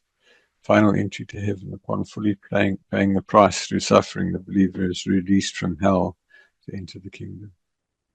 In summary, unconfessed sins lead believers through the agony of hell for purification, emphasizing the necessity of constant self-examination and repentance to avoid this temporal torment. So People who believe and then ignore Yah for the rest of their lives, when they die, are sent to the outer darkness, the trash heap of heaven, bitterly cold and black, with weeping and wailing and gnashing of teeth. There are tens of millions of people in the current age that are headed there. So, for example, doing a altar call to thousands of people and then not helping them to grow, they're going to end up here, and you're not going to do so well on the day of judgment. The lake of fire and brimstone for believers who are rejected after willful sin. They're destroyed in the incinerator after time in hell to pay the price for unrepentance. And so if you're a believer and you get shown that you're sinning, and you just say, oh yes, I'm sorry, and you do it again and again and again, eventually Father's going to say, you know what, you don't really trust me, you don't really believe in me, I'm going to throw you out. And you get thrown in the incinerator and you die in a moment of torment and terror. Critical actions on first belief. 7 foundational steps to transition from unbelief to a committed relationship with the Creator. Legally severing ties with the satanic realm and establishing a new spiritual foundation. These actions include a decision to believe, a prayer of commitment, a 7-day fast, full water immersion, mounting with oil and grape juice representing the blood of the covenant, cutting unholy ties, and repeatedly taking the covenant meal, amongst other things. The decision to believe, a firm, heartfelt decision that the Creator exists. And if you've prayed that short prayer that I've given you a couple of times, that has already happened. Simple prayer of commitment, praying to accept Yah and ask for forgiveness. We've done that. There's a more detailed prayer that I'll give you in a minute. 7-day fast. I strongly recommend that as soon as you come to belief, you partake in a 7-day water-only fast. You can take the bread and wine of the covenant morning and evening as well. Total immersion in a mikvah body of clean water, and I recommend 3-fold immersion. Anointing with red grape juice to represent the blood of the covenant for deep spiritual cleansing, and then anointing with oil to represent the Spirit of Yah and being filled with the Spirit. Cutting of unholy ties, renouncing vows and covenants that you've made that are not right. And the first covenant meal, seal of the new relationship, utilizing the blood of Yahushua. These steps constitute a spiritual reboot necessary to move from the kingdom of darkness into the kingdom of Yah. By completing these actions, a new believer secures their spiritual standing and begins their journey of relationship with the Creator. Link to the full article is in the comments. Why so many believers have problems, judgment in this life. Judgment is not primarily a distant end-of-life event, but an active, ongoing reality experienced in this present life by believers. Most people misunderstand judgment, assuming it occurs only after death, whereas in truth, consequences unfold continuously in response to beliefs, actions in alignment or misalignment with the Creator. Life is a testing ground in which outcomes, blessing or hardship, reflect spiritual condition and choices. Personal responsibility, awareness, and the urgency of right relationship with the Creator now are critical rather than postponing concern to a future end-of-life judgment. Judgment is active in this life. Judgment is immediate and ongoing rather than deferred. Life circumstances themselves, health, provision, accidents, are evidence of alignment or misalignment with the Creator and presence or absence of sin. Most people misunderstand judgment. The prevailing belief is that judgment only occurs after death is a misunderstanding that leads people to ignore present accountability and delay necessary change and fail to learn from things that go wrong in their lives. Consequences reflect spiritual state. Personal responsibility is central. The Creator is actively engaged. Judgment is not random. It is the active involvement of the Creator in guiding, correcting, and responding to human behavior in real time. Correction is an opportunity to learn and course correct. Ignoring judgment leads to escalation. If you get judged and you keep doing it, you will get judged more harshly, and if you carry on in time, you'll be rejected. Right relationship is the objective. The ultimate purpose of judgment is relational, not merely legal. It's intended to draw individuals into a correct and close relationship with the Creator in this life, free of sin, remembering that sin separates one from the Creator. The mechanism. The satanic messenger or angel observes sin and escalates it up the satanic hierarchy. Senior satanic messenger, as accuser, prosecutor, brings the case before the judgment seat, the throne where Yah is judge, with Yeshua as advocate pleading for mercy. Judgment is given, and the satanic and demonic realm execute the prescribed judgment. In essence, judgment is a present tense reality rather than a distant future event. Life itself becomes the arena in which judgment unfolds, with outcomes reflecting alignment or misalignment relative to the Creator. Misunderstanding this principle leads to complacency, while recognizing it introduces urgency and responsibility. Difficulties are positioned not simply as punishment, but as opportunities for correction and growth. The central thrust is clear. Individuals must pay attention to the evidence in their lives, take responsibility, and actively pursue right relationship now, because judgment is already in operation. You can pray. Father, I come to you in the name of Yahushua. I recognize that I've sinned. List your sins. And in the name of Yahushua, I ask you to forgive me. And then to be filled with the Spirit of Yah. Father, I ask you to fill me with your Spirit and help me to draw as close to you as possible. So what is sin? What do you need to do to avoid judgment? Sin is defined as the legal violation of any of the 10 commandments, which serve as the foundational standard for judgment and spiritual protection. Violating these commandments acts as a foothold for spiritual oppression, while the mark of the beast represents habitual disobedience to one or more of these laws and is not a physical microchip. Definition of sin. Sin is defined as non-compliance with any of the 10 commandments, providing legal ground for demonic oppression and spiritual disconnection and judgment. Mark of the beast. This is identified as a spiritual mark signifying disobedience to the commandments rather than a physical device, vaccine, or microchip. The first commandment, no other mighty ones. This prohibits placing anything or anyone, including Yahushua, before Yah or equal to Yah. Prohibition of idols. This forbids treating physical objects or individuals as mighty ones and worshipping them. Includes the Bible, the Torah, and the Quran. The true Saturday Sabbath. Adherence to the true Saturday Sabbath is really important. One big gift you can give Yah. Willful sin and consequences. Continuing to break commandments after knowing of them and understanding them constitutes willful sin, removing the prediction of sacrifice, and can eventually lead to rejection and destruction in the lake of fire, as we saw a minute ago. Judgment and compliance. Compliance with these laws determines spiritual rank, while teaching disobedience results in the lowest status in heaven. The 10 Commandments function as the absolute terms and conditions for human existence, serving as the benchmark for judgment in the court of heaven. Violating them is viewed as a functional failure of the spirit, leading to catastrophic consequences similar to ignoring physical laws. For more information, visit www.etimin.org. Let's look at the 10 Commandments as the basis of judgment. The 10 Commandments represent the immutable high-level operating instruction for the human spirit. These are not mere suggestions, but the foundational laws of the universe.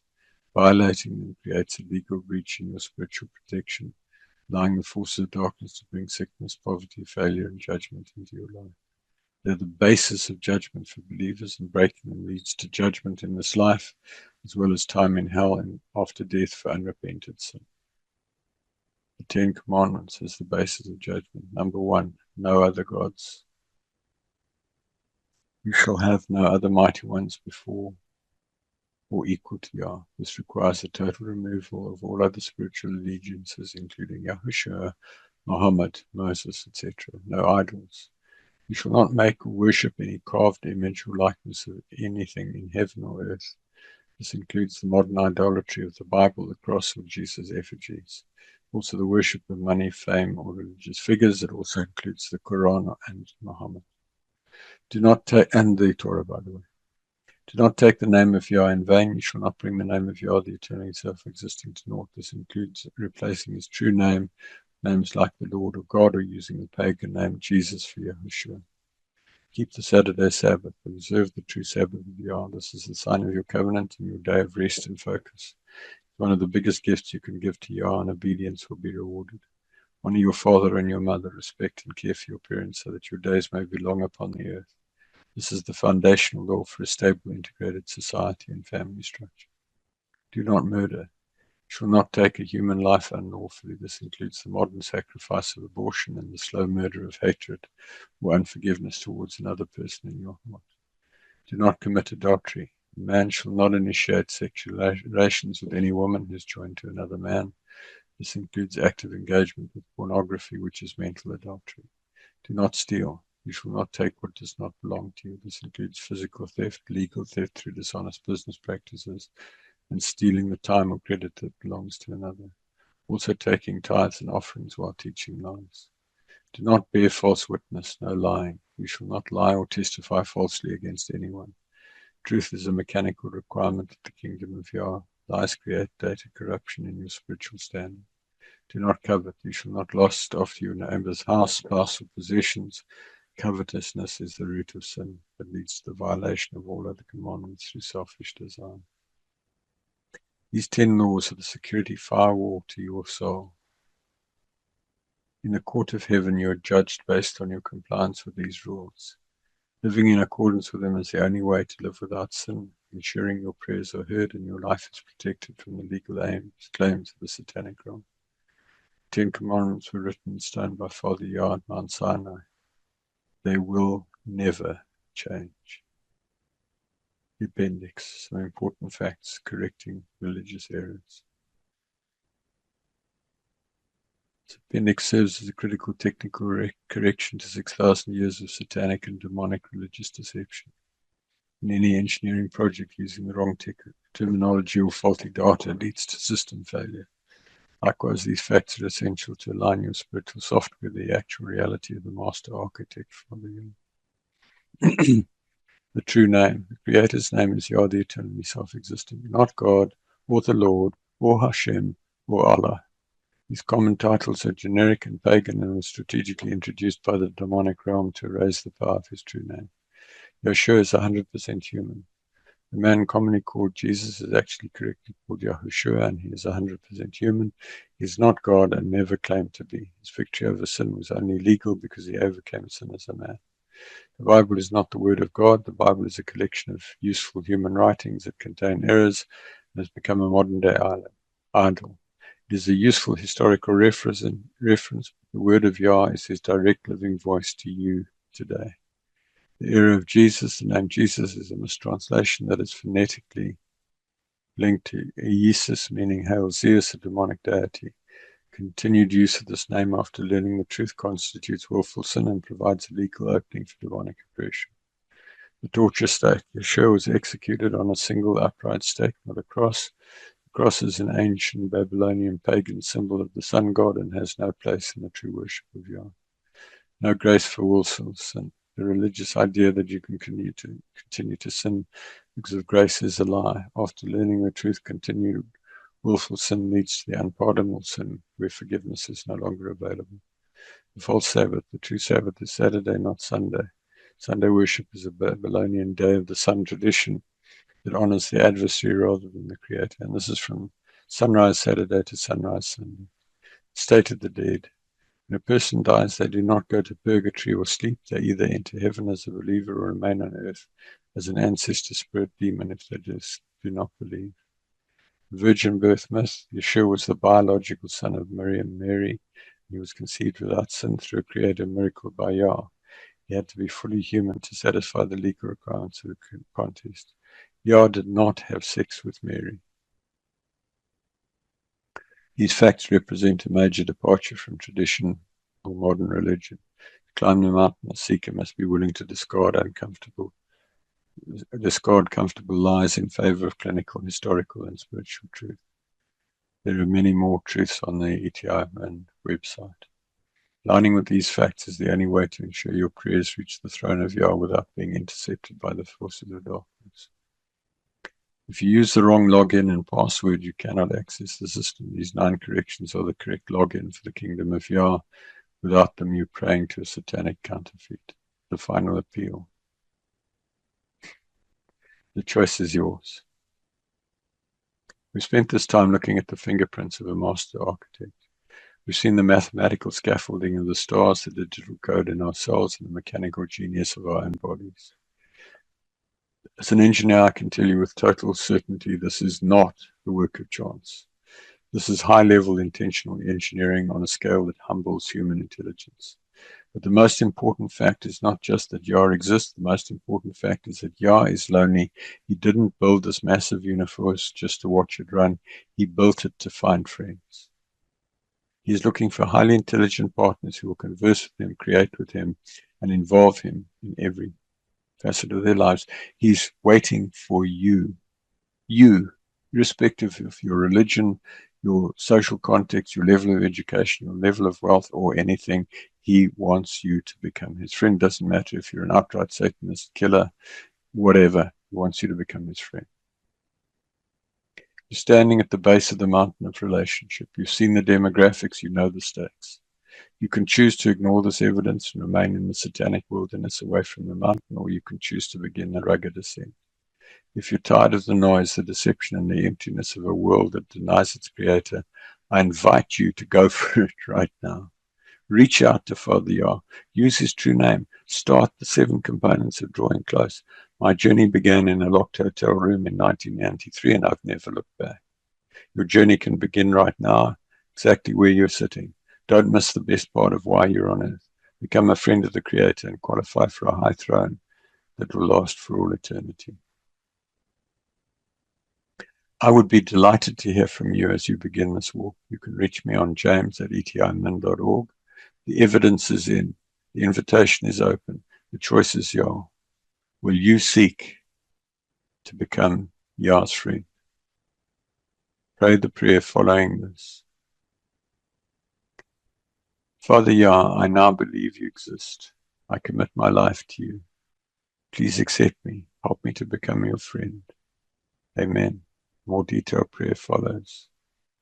Father Yah, I come to you in the name of Yahushua, and I believe that you exist. I confess my sin of unbelief, and I repent of my unbelief, and I ask you to forgive my sin. I now commit my life to you, and I ask you to take me by the hand and lead me into deep relationship with you. I ask you to fill me with your spirit and to change me and help me to become the person you want me to become. I ask you to help me find people who can help me and help me find books, websites, articles, and other resources that will help me. I ask you to show me what I can do to actively serve you and lead others to deep personal relationship with you, and what to do to become your friend. I thank you for saving me. What to do on coming of belief, just repeat. There's a period of 8 days from sincerely coming to belief for the first time, during which there's extreme grace to help you. See the article, Critical Actions on First Belief, actions you should take immediately. The link is in the comments. Download the ebook, 7 Components and Drawing Close to Yah. That link is also in the comments. You have my permission to use this material as you see fit. The supporting PowerPoint deck that I used to create this video is available for download from the link in the comments.